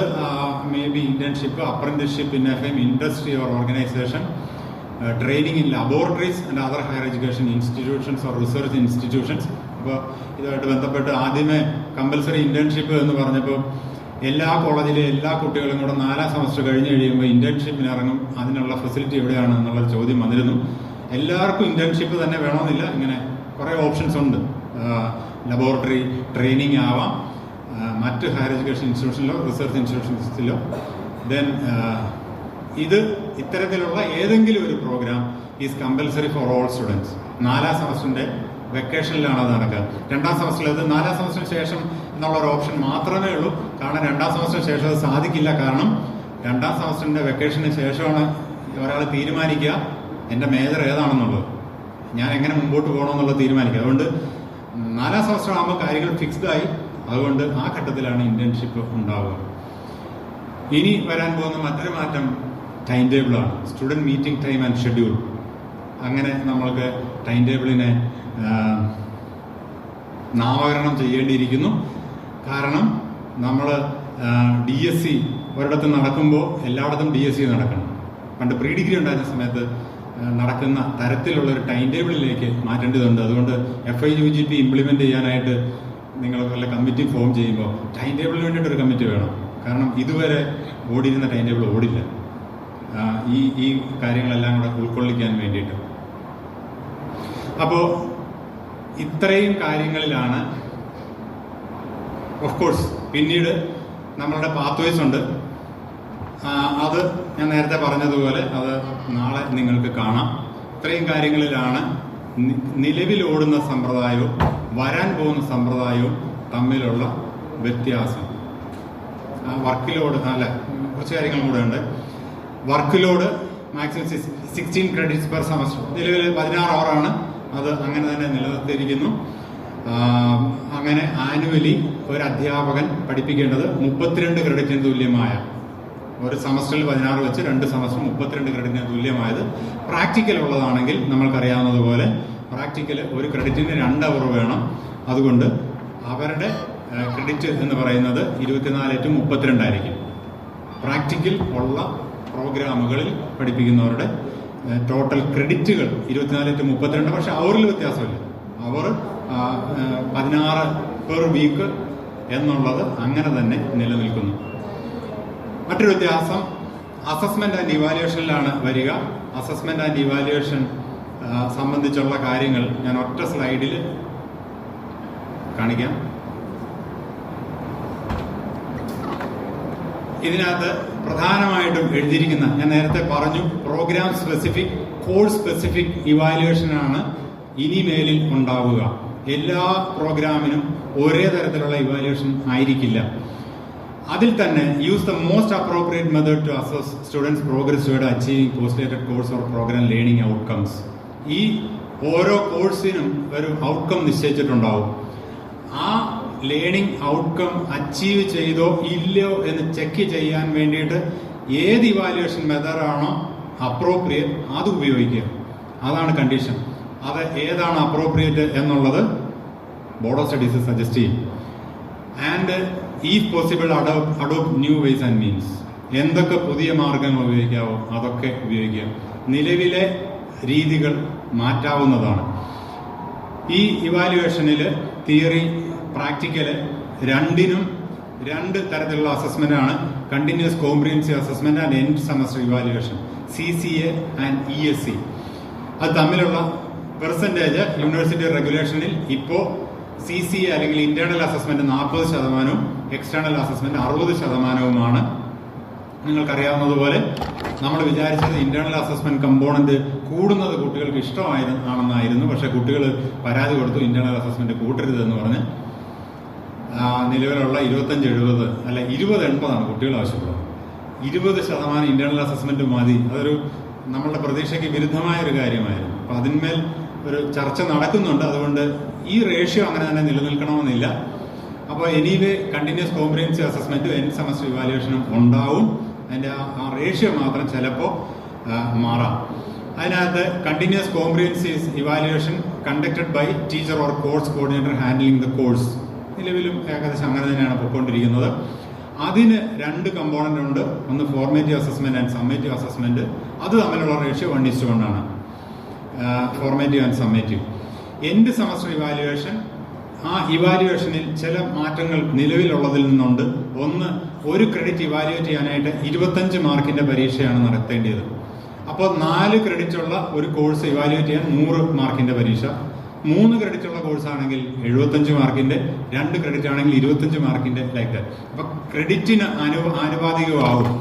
അതാണ് യുക്തിസഹം. കാരണം ക്രെഡിറ്റിന് ആനുപാതികമാണ് ഇൻസ്ട്രക്ഷണൽ അവേഴ്സ്, അതിനാനുപാതികമായിരിക്കും സിലബസ് കണ്ടന്റ്, അതിനാനുപാതികമായിരിക്കും പരീക്ഷ. അപ്പോൾ അതിനകത്ത് ഈ ക്രെഡിറ്റിന് ആനുപാതികമായി ദെൻ അതിൽ തന്നെ ഒരു കാര്യമാണ് ശ്രദ്ധിക്കുക, conducted in the college four foundation or introductory level courses. ആദ്യ വർഷ പരീക്ഷ, ആദ്യ വർഷം മുഴുവൻ ഫൗണ്ടേഷനാണ്. അതുകൊണ്ട് ആദ്യ വർഷ പരീക്ഷ മുഴുവൻ കോളേജുകളിലായിരിക്കും. അത് അങ്ങനെ അല്ലെങ്കിൽ നടക്കുകയുമില്ല. നിങ്ങൾക്കറിയാവുന്നതുപോലെ ആദ്യ വർഷത്തിന് ശേഷമാണ് കുട്ടി ഏത് മേജർ എടുത്ത് അല്ലെങ്കിൽ ഏത് പാത്വേ സ്വീകരിച്ച് മുമ്പോട്ട് പോകണമെന്ന് തീരുമാനിക്കുക. അപ്പോൾ ആദ്യ വർഷം ഈ ചുരുങ്ങിയ കാലയളവിൽ തന്നെ പരീക്ഷ നടത്തി റിസൾട്ട് വെളിയിൽ വന്നില്ലെങ്കിൽ ഇതൊന്നും നടക്കില്ല. യൂണിവേഴ്സിറ്റി നടത്തിയാൽ എന്ത് സംഭവിക്കുമെന്ന് നമ്മൾക്ക് പ്രതീക്ഷിക്കാവുന്നതേ ഉള്ളൂ. അതുകൊണ്ട് തന്നെ അതാത് കോളേജിൽ നടത്തി വളരെ വേഗം തന്നെ റിസൾട്ട് പ്രഖ്യാപിച്ച് കുട്ടികൾക്ക് മേജർ സ്വിച്ച് ചെയ്യണമെങ്കിൽ അല്ലെങ്കിൽ സ്വിച്ച് ചെയ്യാനുള്ള അവസരങ്ങൾ ഒരുക്കി കൊടുക്കേണ്ടതുണ്ട്. അതുകൊണ്ട് ആദ്യ വർഷ പരീക്ഷ അതാത് കോളേജുകളിൽ തന്നെ ആയിരിക്കും. പ്രാക്ടിക്കലിനും ഇതേപോലെ തന്നെ CCAയും ESC ഉണ്ടാവും. പ്രാക്ടിക്കലിന്റെ പ്രൊപ്പോർഷൻ നേരെ തിരിച്ചാണ്. 60% CCA അല്ലെങ്കിൽ ഇന്റേണലും 40% ESC അല്ലെങ്കിൽ എക്സ്റ്റേണലും ആണ് നടക്കുക. പ്രാക്ടിക്കലിന് എക്സ്റ്റേണൽ എക്സാമിനർ ഇല്ല, ഉണ്ടാവില്ല. പ്രാക്ടിക്കൽ എക്സാമിനേഷൻ നടത്തുന്നതിലും കുറേയേറെ മാറ്റങ്ങൾ ബോർഡ് ഓഫ് സ്റ്റഡീസിന് സജസ്റ്റ് ചെയ്യാവുന്നതാണ്. നിലവിലെ രീതി അനുസരിച്ച് ക്ലാസ് അല്ലെങ്കിൽ ആ സെമസ്റ്റർ മുഴുവൻ ഏറ്റവും നന്നായി പ്രാക്ടിക്കൽ ചെയ്ത ആള് പരീക്ഷയുടെ ദിവസം പൊട്ടത്തരം കാണിക്കും, അന്ന് മാർക്ക് കിട്ടില്ല. അപ്പോൾ അതുകൊണ്ട് തന്നെ പ്രാക്ടിക്കലിന്റെ കണ്ടിന്യൂസ് ഇവാലുവേഷന് വലിയ തോതിലുള്ള വെയിറ്റേജ് നമ്മൾ കൊടുക്കുന്നു. അതുപോലെ അതുവരെ ചെയ്തുകൊണ്ടിരുന്ന എക്സ്പെരിമെന്റ് ഒക്കെ പലതും പരീക്ഷയ്ക്ക് റിപ്പീറ്റ് ചെയ്ത് കാണിക്കേണ്ട ആവശ്യമില്ല. ഒരു പക്ഷേ അതിനെ സംബന്ധിച്ച് 2 ചോദ്യം ചോദിച്ചാൽ മതിയായിരിക്കും, അല്ലെങ്കിൽ ഒരു വൈവാവോസി നടത്തിയാൽ മതിയാവും, അല്ലെങ്കിൽ ആ എക്സ്പെരിമെന്റ് എങ്ങനെയാണ് നടത്തുന്നതെന്ന് അവനോട് എക്സ്പ്ലെയിൻ ചെയ്യിപ്പിച്ചാൽ മതിയാവും. അപ്പോൾ അത്തരത്തിലുള്ള അസസ്മെന്റിലേക്കും നമ്മൾക്ക് പോകാവുന്നതാണ്. അപ്പോൾ പ്രാക്ടിക്കലിന്റെ ഇവാലുവേഷൻ മെത്തേഡ് മാറും, എന്നാലും ഈ CCA ESC എന്നുള്ള കമ്പോണന്റുകൾ ഉണ്ടാവും. ഫോർമേറ്റീവ് അസസ്മെന്റിന് ഇൻ പ്രോസസ് ഇവാലുവേഷൻ ആണ്, കണ്ടിന്യൂസ് ഇവാലുവേഷൻ ആണ് ഞാൻ പറഞ്ഞു കഴിഞ്ഞു. അതിന് ഏത് മെത്തേഡാണോ അപ്രോപ്രിയേറ്റ് അത് സ്വീകരിക്കാം. കുറെ സജസ്റ്റീവ് മെത്തേഡ്സ് പറഞ്ഞിട്ടുണ്ട്. Practical assignment, observation of practical skill, viva voce, quiz, interview, oral presentation and what not. Any one or combinations of these as decided by the course coordinator. അതായത് അത് പഠിപ്പിക്കുന്ന അധ്യാപകൻ ഏറ്റവും അപ്രോപ്രിയേറ്റ് ആയിട്ടുള്ള ഇവാലുവേഷൻ മെത്തേഡ് എന്താണോ അത് ഉപയോഗിക്കാവുന്നതാണ്. അത്തരത്തിലുള്ള ഒരു അസസ്മെന്റ് രീതിയിലേക്ക് പോവാം. സമ്മേറ്റീവ് അസസ്മെന്റും അങ്ങനെ തന്നെ, അതിനും suggestive method, written test, open book test, laboratory report, problem based assignments and so any one or combinations of these as decided by the course coordinator. അപ്പോൾ പരമ്പരാഗത രീതിയിലുള്ള പരീക്ഷകൾ നമ്മൾക്ക് മാറ്റാം. അത് ചിലപ്പോൾ MCQ ആവാം, മറ്റെന്തെങ്കിലുമൊക്കെ രീതിയിലേക്ക് മാറ്റാവുന്നത് ആണ്. പ്രാക്ടിക്കല് ഞാൻ പറഞ്ഞു കഴിഞ്ഞു. CCA ESC ഉണ്ട്, എക്സ്റ്റേണൽ എക്സാമിനർ ഇല്ല. CCA വെയിറ്റേജ് 60 ആണ് നിലവിൽ. അത് ഒരു പക്ഷേ ഫൈനൽ വരുമ്പോൾ ചിലപ്പോൾ മാറാവുന്നതാണ്. അതിന്റെ കമ്പോണൻസ് ഒക്കെ അവിടെ നിന്നോട്ടെ. Letter grades and grade points അത് നിലവിലുള്ളത് അങ്ങനെ തന്നെ. ആകെ ഇവിടെ അതിനകത്ത് 35% ഒരു പാസ്സാകാൻ വേണ്ടിയത് വലിയ തോതിൽ ഹയർ എഡ്യൂക്കേഷൻ കൗൺസിൽ ഡൈല്യൂട്ട് ചെയ്യും. 35% to below 45% aggregate with a minimum of 20% in ESC. External evaluation 20% എന്നായിരുന്നു പറഞ്ഞിരുന്നത്. പക്ഷെ നമ്മൾ യൂണിവേഴ്സിറ്റി അത് മാറ്റി. 20% എന്ന് പറയുന്നത് ആർക്കും കിട്ടുമല്ലേ. ക്വസ്റ്റ്യൻ പേപ്പറിലെ തെറ്റും ഔട്ട് ഓഫ് സിലബസും ഒക്കെ കൊണ്ട് തന്നെ ചിലപ്പോൾ 20% ഒക്കെ കിട്ടും. അപ്പോൾ അതുകൊണ്ട് അത് നമ്മൾ 13 അഗ്രിഗേറ്റ് 35% നിജപ്പെടുത്തിയിട്ടുണ്ട്. അതാണ് ഞാനവിടെ മാർക്ക് ചെയ്തിട്ടിരിക്കുന്നത്. അത് നമ്മൾ യൂണിവേഴ്സിറ്റി റെഗുലേഷനിൽ മാറ്റിയിട്ടുണ്ട്. അപ്പോൾ ഞാൻ ഇത്രയും പറഞ്ഞ കാര്യങ്ങളാണ് കറണ്ട് സിസ്റ്റത്തിൽ നിന്നും വരുന്ന മാറ്റങ്ങൾ. ഇനി ഞാൻ നേരത്തെ പറഞ്ഞതുപോലെ ഇത് പൂർത്തിയാകുക നാളത്തെ പ്രസന്റേഷനോട് കൂടിയാണ്. ഏതൊക്കെ പാത്വേസ് ഉണ്ട്, ഒരു കുട്ടി എങ്ങനെയാണ് പാത്വേ ചൂസ് ചെയ്യേണ്ടത്, അല്ലെങ്കിൽ ഒരു കോളേജ് എങ്ങനെയാണ് പാത്വേ ചൂസ് ചെയ്യേണ്ടത് എന്നുള്ള കാര്യങ്ങൾ നാളെ സുമേഷ് സാറ് പ്രസന്റ് ചെയ്തോളും. ഇനി 2 ഭാഗങ്ങൾ കൂടിയുണ്ട്. ഒന്ന് FIUGP in A teachers frame of reference. ടീച്ചറിന്റെ ആംഗിളിൽ എന്താണ് FIUGP? ഞാൻ സ്വയം കളക്ട് ചെയ്ത കാര്യങ്ങളാണ്. ചിലപ്പോൾ തെറ്റാവാം, ശരിയാവാം, ഇതിനേക്കാൾ കൂടുതലുണ്ടാവാം, ഒക്കെ ഉണ്ടാവാം. അപ്പം ഞാനിത് ആലോചിച്ച് പിറക്കിയെടുത്തപ്പോൾ ഇത് സ്റ്റുഡൻറ് സെൻട്രിക്ക് തന്നെയാണ് എന്നെനിക്ക് ബോധ്യപ്പെട്ടു. കാരണം ടീച്ചേഴ്സിന്റെ പെർസ്പെക്റ്റീവിൽ നോക്കുമ്പോൾ വലിയധികം കാര്യങ്ങളൊന്നും എഴുതാനില്ല. ഒന്ന്, കോഴ്സ് ഡിസൈനിങ്ങിൽ ടീച്ചേഴ്സിന് കുറച്ച് സ്വാതന്ത്ര്യം കിട്ടുന്നു. ഞാൻ നേരത്തെ പറഞ്ഞ signature course, everybody can offer A course. എല്ലാവർക്കും അവരിഷ്ടപ്പെടുന്ന മേഖലയിൽ ഇഷ്ടപ്പെടുന്ന രീതിയിൽ ഒരു കോഴ്സ് ഡിസൈൻ ചെയ്യാനുള്ള സാഹചര്യമുണ്ട്. ഞാൻ നേരത്തെ പറഞ്ഞതുപോലെ അത് കണ്ടിന്യൂ ചെയ്യുമില്ലയോ എന്നുള്ളത് ചില പരിശോധനകൾക്ക് വിധേയമായിരിക്കും എന്ന് മാത്രം. Then modification of courses every year. ഇപ്പോൾ നമ്മൾക്കൊരു സിലബസ് വന്നാൽ അത് മോഡിഫൈ ചെയ്യാനായിട്ട് അടുത്ത ബോർഡ് ഓഫ് സ്റ്റഡീസ് വന്ന് ഏതെങ്കിലും ഒരു കാലത്ത് 2017 സിലബസാണ് ഇപ്പോൾ ഓടുന്ന UG സിലബസ്. അപ്പോൾ പക്ഷെ നമ്മൾക്ക് പരിമിതമായ തോതിൽ എല്ലാ വർഷവും സിലബസ് മോഡിഫൈ ചെയ്യാനുള്ള അവസരം പുതിയ റെഗുലേഷനിലുണ്ടാവും. Offer regular courses in summer fast track mode. താല്പര്യമുള്ള അധ്യാപകർക്ക് സമ്മർ ഫാസ്റ്റ് ട്രാക്ക് ആയിട്ട് കോഴ്സുകൾ ഓഫർ ചെയ്യാവുന്നതാണ്. ഇവിടുത്തെ തന്നെ കുട്ടികളോ മറ്റെവിടുന്നെങ്കിലും ഒക്കെയുള്ള കുട്ടികളോ അത്തരം കോഴ്സുകൾ അറ്റൻഡ് ചെയ്യാനായിട്ട് വരും. ടീച്ചേഴ്സിന്റെ competency. You are getting a chance to get students and recognition outside their colleges. നമ്മളിൽ മിക്കവർക്കും നമ്മളുടെ കോളേജിൽ തന്നെ ചുരുങ്ങാനാണ് ഇതേവരെ വിധിയുണ്ടായിരുന്നത്, അല്ലേ? ഇനി നമ്മളുടെ കോളേജിൽ ചുരുങ്ങേണ്ടതില്ല. നിങ്ങളുടെ പേര് നാടെങ്ങും വ്യാപിക്കും, അല്ലേ? നിങ്ങൾക്ക് നല്ല ഫാസ്റ്റ് ട്രാക്ക് കോഴ്സ് ഓഫർ ചെയ്യാം, നല്ല സിഗ്നേച്ചർ കോഴ്സുകൾ ഓഫർ ചെയ്യാം. അപ്പോൾ മറ്റ് സ്ഥാപനങ്ങളിൽ നിന്നും മറ്റ് യൂണിവേഴ്സിറ്റികളിൽ നിന്നും കുട്ടികൾ വരും. അപ്പോൾ നിങ്ങളുടെ കോമ്പിറ്റൻസി വർദ്ധിക്കും. ടൈമിംഗ് ഫ്ലെക്സിബിലിറ്റി, അത് ആണ് ടൈം ടേബിൾ അഡ്ജസ്റ്റ് ചെയ്യുന്നതിലെ ഒരു പ്രശ്നം. നമുക്ക് 8:30 to 5 എന്ന് പറയുമ്പോഴും 5 മണിക്കൂർ ക്യാമ്പസ് പ്രസൻസ് പറയുമ്പോഴും എങ്ങനെ ടൈം ടേബിൾ ഉണ്ടാക്കും, എങ്ങനെ ഫ്ലെക്സിബിലിറ്റി നിലനിർത്തും എന്നുള്ളത് കൂട്ടായിരുന്ന് ആലോചിക്കേണ്ടതുണ്ട്. ടീച്ചിങ് മെത്തേഡ്, അതിനെക്കുറിച്ച് നമ്മൾ പറഞ്ഞിട്ടുണ്ട്. Appropriate or suitable method. അത് നമുക്ക് പരമ്പരാഗത രീതിയിലൊന്നും വേണ്ട. നിങ്ങൾക്ക് ഇവിടെ പറമ്പിലിരുന്ന് പഠിപ്പിക്കേണ്ടതെങ്കിൽ അങ്ങനെ ആവാം. നിലവിലെ ആ ക്ലാസ് റൂം അവിടെയുള്ള ടൂൾസ് മാത്രം ഉപയോഗിക്കുന്ന രീതിയിലേക്ക് പോകേണ്ടതില്ല. ഏറ്റവും സ്യൂട്ടബിൾ ആയിട്ടുള്ള മെത്തേഡ് ചൂസ് ചെയ്യാനുള്ള അവസരങ്ങളുണ്ട്. മോഡ് ഓൺലൈൻ ഓഫ്ലൈൻ ബ്ലെൻഡഡ്, ഈ എല്ലാ തരത്തിലും കോഴ്സുകൾ ഓഫർ ചെയ്യാനുള്ള അവസരങ്ങളുണ്ട്. ഇവാലുവേഷൻ ഞാൻ പലതാണ് ആവർത്തിച്ചതാണ്. പ്രോഗ്രാം കോഴ്സ് സ്പെസിഫിക് ഇവാലുവേഷൻ ആണ്. അപ്പം നമ്മൾക്ക് പലപ്പോഴും നമ്മൾ പഠിപ്പിക്കുമ്പോൾ ഓർക്കും നമ്മൾ ഈ പേപ്പറിനെ ഇങ്ങനെയല്ല അസസ് ചെയ്യേണ്ടത് എന്ന് നമുക്ക് തോന്നാറുണ്ട്. ഇനി അത് at least board of studies design ചെയ്തിട്ടെങ്കിലും സജസ്റ്റ് ചെയ്തിട്ടെങ്കിലും പ്രോഗ്രാം സ്പെസിഫിക് അല്ലെങ്കിൽ കോഴ്സ് സ്പെസിഫിക് ഇവാലുവേഷൻ അവൈലബിൾ ആവും. ദെൻ ഇനി മുതൽ ഏറ്റവും വാല്യുബിൾ ഫാക്കൽറ്റി മെമ്പർ എന്ന് പറയുന്നത് എൻ്റെ അഭിപ്രായത്തിൽ ഒന്ന് ഫൗണ്ടേഷൻ കോഴ്സ് പഠിപ്പിക്കുന്ന ടീച്ചറായിരിക്കും, ഇല്ലേ? ഫൗണ്ടേഷൻ കോഴ്സ് പഠിപ്പിക്കുന്ന ടീച്ചർ നന്നായിട്ട് പഠിപ്പിച്ചാൽ കുട്ടികൾ അവിടെ കിടക്കും, അല്ലെങ്കിൽ വിട്ടുപോകും. അപ്പോൾ ഏറ്റവും valuable faculty member foundation course പഠിപ്പിക്കുന്നത്. സാധാരണഗതിയിൽ ഒരു ട്രെൻഡ് ഉണ്ട്, പുതിയ ടീച്ചേഴ്സ് വരുമ്പോൾ ഏറ്റവും ജൂനിയർ സ്റ്റുഡൻസിനെ അവരുടെ തലക്കിട്ട് വെച്ചിട്ട് പോകുന്ന രീതി. ഇനി അത് തുടർന്നാൽ സർവൈവ് ചെയ്യില്ല. അപ്പോൾ രണ്ടാമത്തെ വാല്യുബിൾ ടീച്ചർ എന്ന് പറയുന്നവരായിരിക്കും ഫാക്കൽറ്റി അഡ്വൈസർ, അല്ലേ? ഇവർ രണ്ടുപേരും തീരുമാനിക്കും നിങ്ങളുടെ ഡിപ്പാർട്ട്മെന്റിൽ കുട്ടികൾ ഉണ്ടായിരിക്കുമോ ഇല്ലയോ എന്നുള്ളത്. ഫൗണ്ടേഷൻ കോഴ്സ് പഠിപ്പിക്കൽ വളരെ വളരെ പ്രധാനപ്പെട്ടതാണ് എന്ന് നിങ്ങൾക്ക് ഇതിനകം ബോധ്യമായിട്ടുണ്ടാകും എന്ന് ഞാൻ കരുതുന്നു. അപ്പോൾ ടീച്ചേഴ്സ് പോയിന്റ് ഓഫ് വ്യൂവിൽ വരുന്ന മാറ്റങ്ങൾ ഇത്രയുമാണ് ഞാൻ കരുതുന്നത്. പക്ഷേ സ്റ്റുഡൻസ് ഫ്രെയിം ഓഫ് റെഫറൻസിൽ നോക്കിയപ്പോൾ ഒട്ടേറെ കാര്യങ്ങളുണ്ട്. റൈറ്റ് ഫ്രം അഡ്മിഷൻ ഇത് തീരുമാനിക്കപ്പെട്ടിട്ടില്ല. പക്ഷേ സ്റ്റേറ്റ് ലെവൽ ക്യാപ്പ് വരാനാണ് സാധ്യത.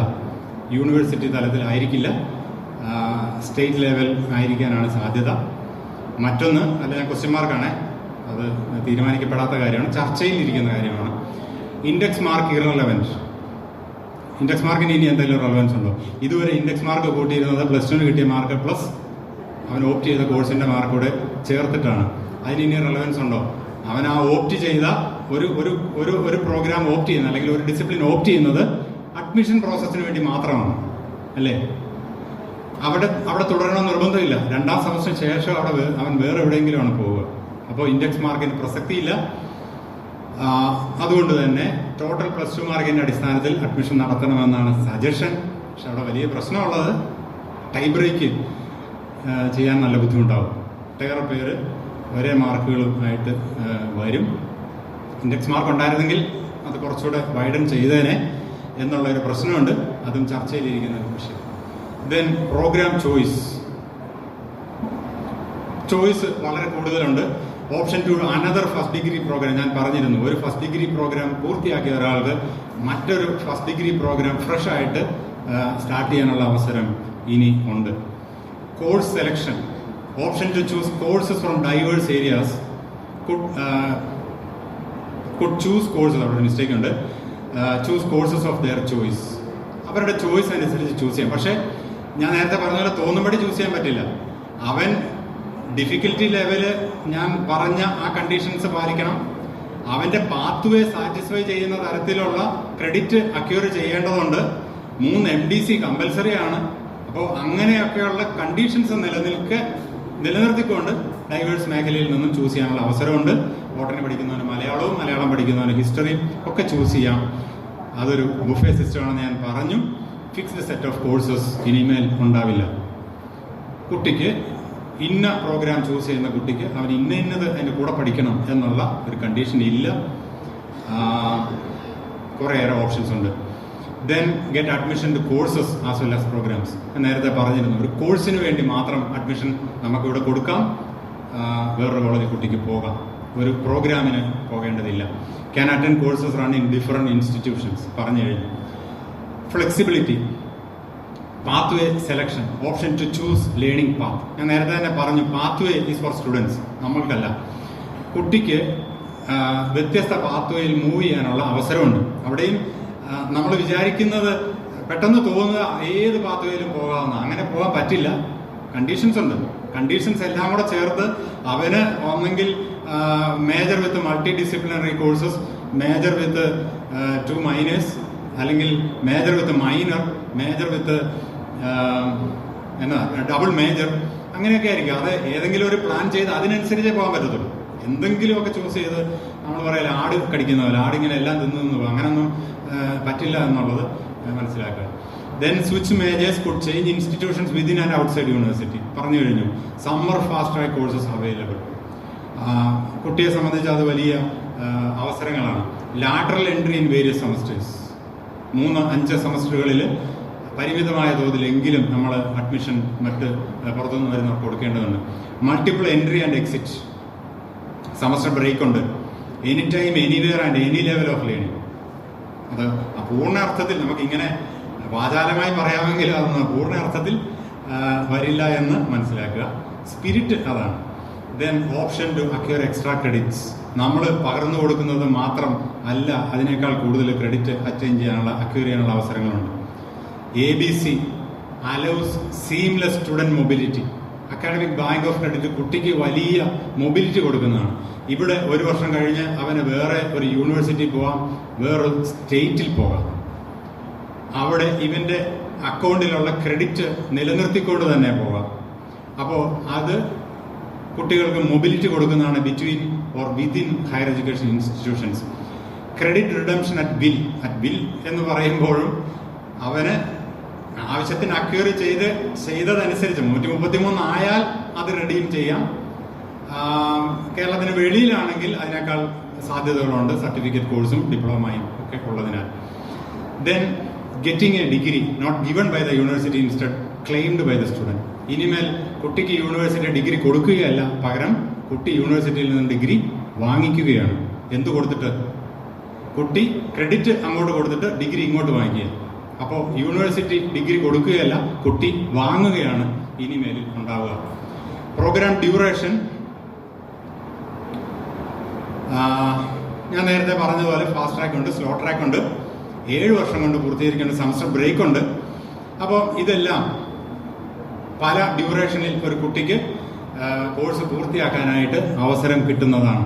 ഈ നിലവിലുള്ളതുപോലെ കോളേജിൽ വന്നാൽ 3 വർഷം കൊണ്ട് ഒന്നെങ്കിൽ തോറ്റ് അല്ലെങ്കിൽ ജയിച്ച് പുറത്തു പോകേണ്ട അവസ്ഥയല്ല ഉള്ളത്. തോൽക്കാതെയും ജയിക്കാതെയും 4 വർഷം കൊണ്ടോ 5 വർഷം കൊണ്ടോ 7 വർഷം 6 വർഷം കൊണ്ടോ 7 വർഷം കൊണ്ടോ ഒക്കെ പ്രോഗ്രാം പൂർത്തിയാക്കി പുറത്തു പോകാനുള്ള അവസരമുണ്ട്.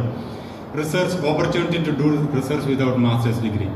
4 ഇയർ ഡിഗ്രി വിത്ത് റിസർച്ച് പൂർത്തിയാക്കിയ ആളെ സംബന്ധിച്ച് അവന് നേരെ റിസർച്ചിന് പോകാം, PG ആവശ്യമില്ല.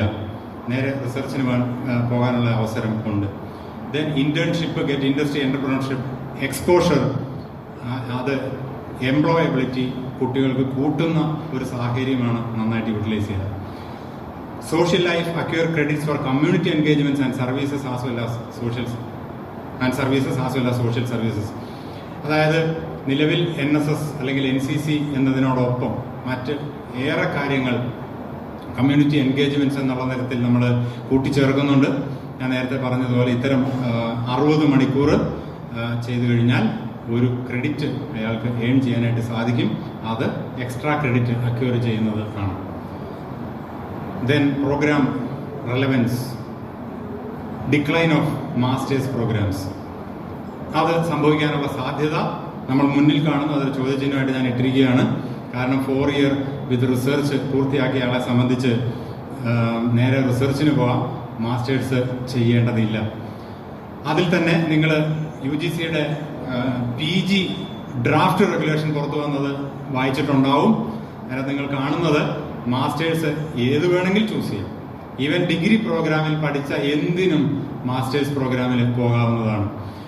അപ്പോൾ നമ്മൾ ഒരു നാരോ പാത്തിൽ പിടിച്ചു വെച്ചിരുന്ന അതൊന്നും അങ്ങനെ നിൽക്കില്ല. ഇനി അത് പൊട്ടിച്ച് കുട്ടികൾ പുറത്തിയാടും.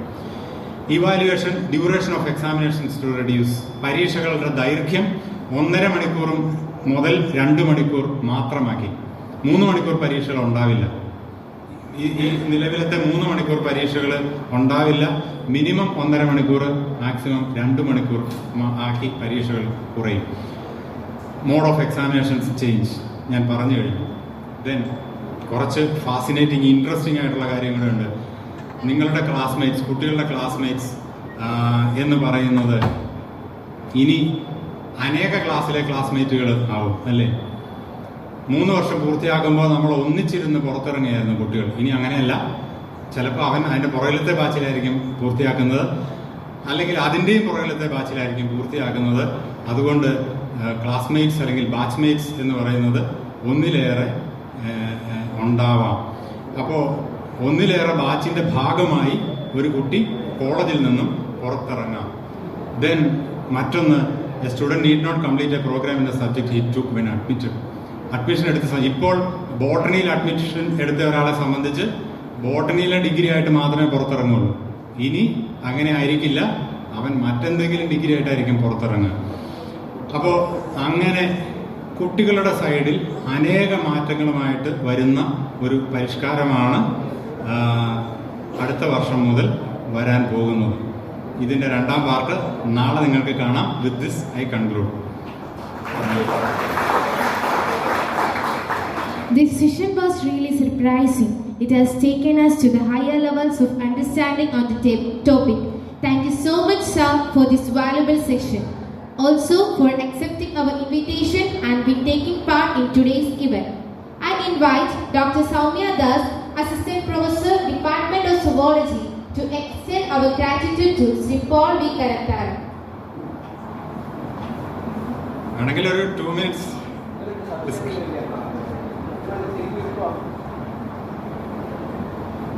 ഈ 2 PhD ഹോൾഡേഴ്സ് ഉള്ള ഒരു ഡിപ്പാർട്ട്മെന്റിന്റെ റിസർച്ച് ഡിപ്പാർട്ട്മെന്റിന്റെ റെക്കഗ്നേഷൻ കൊടുക്കാൻ സിംഗിൾ മാനേജ്മെന്റ് കോളേജാണ്.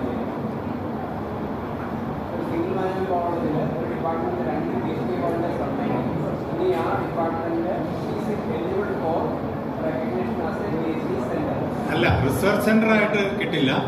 4 ഇയർ വിത്ത് റിസർച്ച് ഓഫർ ചെയ്യാം ആ കോഴ്സിന്, ആ കോളേജിന്. അത്രയേ ഉള്ളൂ. റിസർച്ച് സെന്റർ കിട്ടുന്നത് നമ്മുടെ ആ റെഗുലേഷൻസിന്റെ അടിസ്ഥാനത്തിൽ മാത്രമായിരിക്കും. PhD റെഗുലേഷൻസിന്റെ അടിസ്ഥാനത്തിൽ മാത്രമായിരിക്കും അത് കിട്ടുക.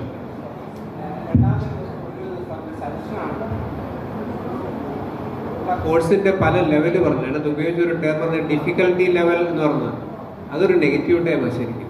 അത് why not it be something like learning level അങ്ങനെ വല്ലതും ആണെങ്കിൽ കുറച്ചുകൂടെ ഡിഫിക്കൽട്ടി ലെവൽ എന്നുള്ള വാക്കാണ്. ആ വാക്കൊരു സുഖമില്ല ശരിക്കും.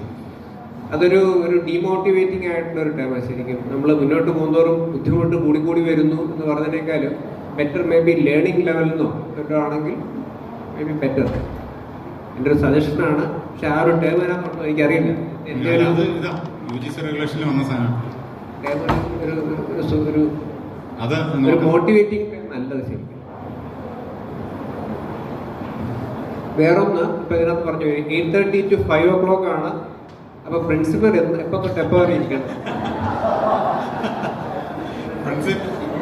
വേറെ അഡീഷണൽ 3 മണിക്കൂർ ലൈബ്രറി ലാബോറട്ടറി ആ സമയത്തേ വരണം പ്രിൻസിപ്പല്. ശരിക്കും പ്രിൻസിപ്പലിന് ക്യാമ്പസിൽ അക്കോമഡേഷൻ കൊടുക്കേണ്ടതാണ്, പക്ഷെ ഭാര്യ സമ്മതിക്കുകയില്ല. അപ്പൊ അതുകൊണ്ട് പ്രിൻസിപ്പൽമാരൊക്കെ ഡൈവോഴ്സ് ആവും. വേറൊന്ന് സാറൊരു ടേം ഉപയോഗിച്ചു, അതായത് സ്ലോ ട്രാക്ക്. അല്ല, അത് ഞാൻ maybe why not it be like side track എന്ന് പോലെ ആണെങ്കിൽ ഫാസ്റ്റ് ട്രാക്ക് എനിക്ക് നമുക്ക് മനസ്സിലാവും. അല്ല, സൈഡ് ട്രാക്ക് എന്ന് പറഞ്ഞാൽ മാറ്റി നിർത്തുക. ശരിക്കും സൈഡിൽ കൂടെ അല്ലേ പോകുന്നത്. ശരിക്കും മെയിൻ സ്ട്രീമിലേക്ക് ആ ഒരു സ്പീഡിനനുസരിച്ച് പോകാതെ. ഇല്ല, അങ്ങനെ ഒരു വാക്കില്ല. ഞാനത് ഒരു വാക്ക് ഉപയോഗിച്ചെന്നേ ഉള്ളൂ.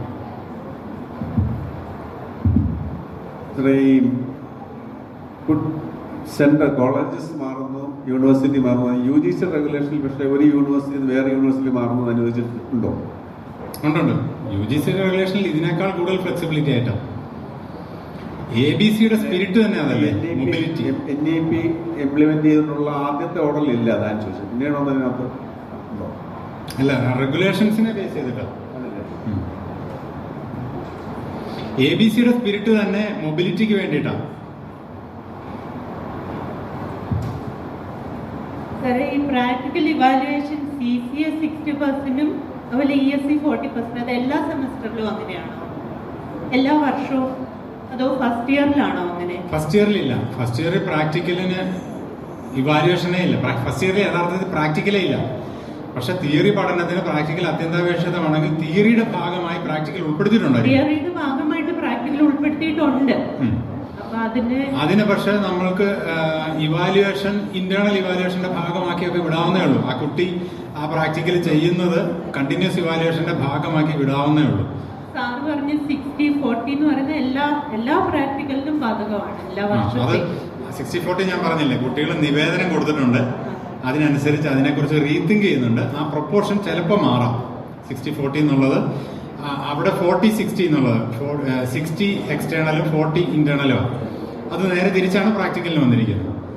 അപ്പോൾ അവിടെ ഇപ്പൊ സജസ്റ്റ് ചെയ്യുന്നത് 30-70 ആണ്. 70 എക്സ്റ്റേണലും 30 ഇന്റേണലും ആയിട്ടാണ് സജസ്റ്റ് ചെയ്തിരിക്കുന്നത്. അത് അങ്ങനെ വരുവാണെങ്കിൽ ഇപ്പുറത്ത് അങ്ങനെ വരും. പിന്നെ പ്രാക്ടിക്കൽ എസെൻഷ്യലി കംപ്ലീറ്റ് ഇന്റേണൽ ആണ്, കാരണം എക്സ്റ്റേണൽ എക്സാമിനർ ഇനിയില്ല. എക്സ്റ്റേണൽ എക്സാമിനർ ഇല്ലാത്തതുകൊണ്ട്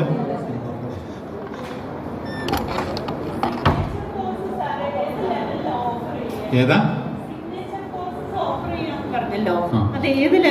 അത് ലെവൽ ടീച്ചർ 1ാം വർഷം ഫൗണ്ടേഷൻ ലെവൽ കോഴ്സുകളാണ് ഓഫർ ചെയ്യുന്നതെങ്കിൽ 100 ഡിഫിക്കൽറ്റി ലെവല് ഏത് വർഷത്തേക്കിനാണ് എന്നുള്ളതിന്റെ അടിസ്ഥാനത്തിൽ, അല്ലെങ്കിൽ ടീച്ചർ അത് ഡിസൈൻ ചെയ്ത് വരുമ്പോൾ ഏത് ഡിഫിക്കൽറ്റി ലെവൽ ആണെന്ന് തോന്നുന്നോ അതിനനുസരിച്ചുള്ള സെമസ്റ്ററിലേക്ക് അത് ഓഫർ ചെയ്യും.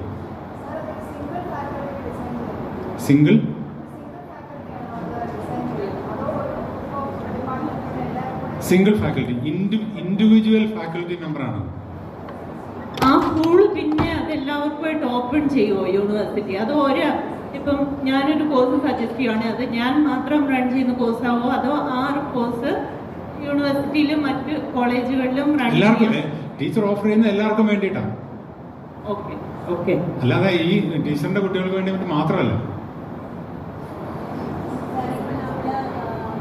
കുട്ടികൾക്ക് ഔട്ട്സൈഡ് സ്റ്റേറ്റുള്ള യൂണിവേഴ്സിറ്റി പോയി കോഴ്സുകൾ എടുത്ത് ക്രെഡിറ്റ് എടുക്കാമെന്ന് പറഞ്ഞല്ലോ. അപ്പൊ അതിനെ നമ്മുടെ യൂണിവേഴ്സിറ്റി അംഗീകരിക്കുമോ, നമ്മുടെ ഹയർ എഡ്യൂക്കേഷൻ ഡിപ്പാർട്ട്മെന്റ് അംഗീകരിക്കുമോ എന്നുള്ളതിന് ഇപ്പൊ നമുക്കറിയാം ബാംഗ്ലൂർ ക്രൈസ്റ്റ് യൂണിവേഴ്സിറ്റി എന്ന് വന്നാൽ ഈക്വലൻസി ആവശ്യപ്പെടുന്നുണ്ട്. അപ്പം പല സ്റ്റേറ്റുകളിൽ നിന്ന് അപ്പൊ കുട്ടികൾ ഇതിനെ സ്ക്രീൻ ചെയ്യാൻ വേണ്ടി 3rd സെമസ്റ്ററുകളിലൊക്കെയുള്ള കുട്ടികൾ വലിയ കാര്യങ്ങളെ പറ്റി ഗ്രാഹ്യം കാണത്തില്ല. അപ്പൊ അവരെല്ലാം ടീച്ചേഴ്സിനെ ആയിരിക്കും അപ്രോച്ച് ചെയ്യുന്നത്. നമ്മൾ അതിനൊരു മറുപടി പറയേണ്ടി വരും. അപ്പോൾ ഇവർ ഈ കോഴ്സ് എടുത്തിട്ട് വന്ന് യൂണിവേഴ്സിറ്റിയിൽ വരുമ്പോൾ അതിന് അംഗീകാരം ഉണ്ടോ ഇല്ലയോ എന്നുള്ള ഒരു കാര്യം കൂടി കൊടുക്കുന്ന ഒരു ഉത്തരവാദിത്വം ടീച്ചേഴ്സിനാണോ അതോ യൂണിവേഴ്സിറ്റിക്കാണോ അതോ പ്രയർ അപ്രൂവൽ മേടിച്ചിട്ട് കോഴ്സിന് പോകേണ്ടി വരുമോ? അതിനകത്ത് നിലവിലൊരു ഡിസ്പാരിറ്റി ഉണ്ട്. നിങ്ങൾക്ക് അറിയാവുന്ന പോലെ UGC പ്രപ്പോസ് ചെയ്ത് 120 ക്രെഡിറ്റ് 160 ക്രെഡിറ്റുമാണ്. നമ്മൾ 133 177 ആണ്. കേരള യൂണിവേഴ്സിറ്റി ഇപ്പൊ പൈലറ്റ് പ്രോഗ്രാം ആയിട്ട് സ്റ്റാർട്ട് ചെയ്തിരിക്കുന്നത് 4 സ്റ്റാർട്ട് ചെയ്തല്ലോ. അത് 153 204 ആണ്. അപ്പോൾ ഈ ക്രെഡിറ്റ് ചേരാഴിക നിലവിലൊരു പ്രശ്നമായിട്ട് തന്നെയുണ്ട്. ഹയർ എഡ്യൂക്കേഷൻ കൗൺസിലിന് മുമ്പിൽ ഈ വിഷയം നമ്മൾ അവതരിപ്പിച്ചതാണ്. യൂണിഫോം പാറ്റേൺ പോയില്ലെന്നുണ്ടെങ്കിൽ ഈ പറയുന്ന റെക്കഗ്നീഷനും പിന്നെ എന്താണ് എലിജിബിലിറ്റി ഇക്വലൻസി ആയിട്ടുള്ള പ്രശ്നങ്ങൾ ഉണ്ടാവാം എന്നുള്ളത് ശ്രദ്ധയിൽപ്പെടുത്തിയിട്ടുണ്ട്. അത് ഒരു ഇഷ്യൂ ആയിട്ട് വരാവുന്നതാണ്. പക്ഷെ നമ്മൾ പൊതുവെ പ്രപ്പോസ് ചെയ്യുന്നത് ഈ എലിജിബിലിറ്റി ഇക്വലൻസി പോലുള്ള വിഷയങ്ങൾ ഇനി ഉണ്ടാവാൻ പാടില്ല എന്നുള്ള തരത്തിലാണ്. കാരണം ഇപ്പൊ 20% നമ്മുടെ ഇവിടെ നടപ്പാക്കാത്ത ഒരു ചേഞ്ച് ഉണ്ട്, ഞാനത് പറഞ്ഞിട്ടില്ല. അതായത് ഓരോ പ്രോഗ്രാമിനും അതാത് കോളേജിന് 20% മോഡിഫിക്കേഷൻ വരുത്താം. എം ജി യൂണിവേഴ്സിറ്റി അത് നടപ്പാക്കിയിട്ടില്ല, കാലിക്കറ്റ് നടപ്പാക്കുന്നുണ്ട്. ഹയർ എഡ്യൂക്കേഷൻ കൗൺസിൽ നടപ്പാക്കണം എന്നാണ് പറഞ്ഞിരിക്കുന്നത്. അപ്പോൾ അങ്ങനെ ആ 20% ഡിഫറൻസ് ഓരോ പ്രോഗ്രാമിനും ഉണ്ടായിരിക്കെ നമ്മൾ മറ്റൊരു സ്ഥലത്തെ പ്രോഗ്രാമും ഇവിടുത്തെ പ്രോഗ്രാമും തമ്മിൽ എങ്ങനെ തുലനം ചെയ്യുക? അപ്പോൾ ഇക്വലൻസി എലിജിബിലിറ്റി പോലുള്ള സംഗതികൾ മൊത്തം എടുത്തു കളയണം എന്നുള്ളതാണ്.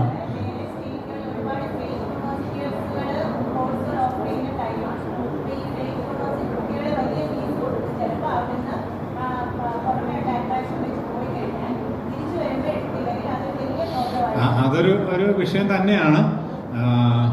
അത് നമ്മൾ ഇത് ആരാണ് ഇവാലുവേറ്റ് ചെയ്യുന്നത്? പുറത്തുനിന്ന് എടുത്തു വന്ന ക്രെഡിറ്റ് യഥാർത്ഥത്തിൽ നല്ല രീതിയിലുള്ള ക്രെഡിറ്റ് ആണ് എന്ന് ആര് അസസ് ചെയ്യുമെന്നുള്ളതൊക്കെ ഇപ്പോഴും ചർച്ചയിലിരിക്കുന്ന വിഷയം.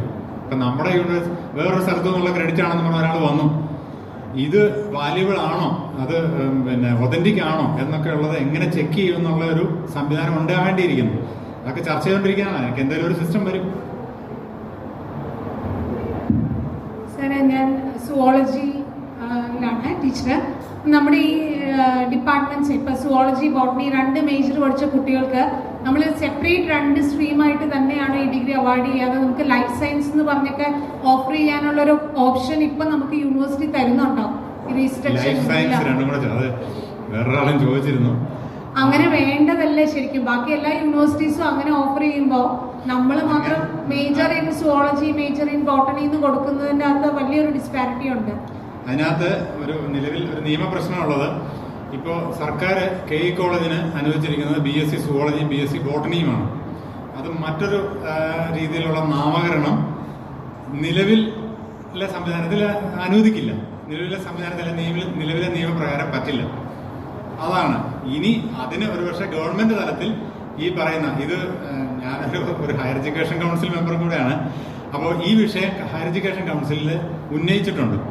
അതായത് ഈ പറയുന്ന കോഴ്സിന്റെ നാമകരണം നമ്മൾ മാറ്റേണ്ടതുണ്ട്, പ്രത്യേകിച്ച് ഈ പുതിയ പരിഷ്കാരത്തിന്റെ അടിസ്ഥാനത്തിൽ. അപ്പം അറ്റ്ലീസ്റ്റ് ഒരവസരമെങ്കിലും അതിന് കൊടുക്കണം എന്നുള്ളത്. അത് പക്ഷെ നമ്മൾ വിചാരിക്കുന്ന പോലെ KE കോളേജിന് സ്വന്തം നിലയ്ക്ക് ഇങ്ങനെ തീരുമാനിക്കാൻ പറ്റില്ല.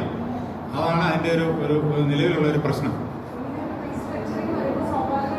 ഇത് അതിനുള്ള ഒരു അവസരമാണ്. അത് അവരുടെ ശ്രദ്ധയിൽപ്പെടുത്തിയിട്ടുണ്ട്. യഥാർത്ഥത്തിൽ higher education Mahatma Gandhi university international relations MA offer ചെയ്താണ് ഓർമ്മ. അവസാനം പിള്ളേർ ജോലി ഉണ്ടാവും. അവസാനം MA ഇന്റർനാഷണൽ പൊളിറ്റിക്സ് ആക്കേണ്ടി വരും. അത് പൊളിറ്റിക്സും ഹിസ്റ്ററി അവർക്ക് പിന്നീട് അത് ഫേവറബിൾ ആയി. അവർ പൊളിറ്റിക്സിന് ഈക്വലന്റ് ആയി, ഹിസ്റ്ററിക്ക് ഈക്വലന്റ് ആയി. അവർക്ക് ഇഷ്ടംപോലെ ഓപ്പർച്യൂണിറ്റി. ആപ്ലിക്കേഷൻ നമ്മൾ തീരുമാനമെടുത്തിട്ട് PSC ഇത് ഇംപ്ലിമെന്റ് ചെയ്താൽ നടക്കില്ല.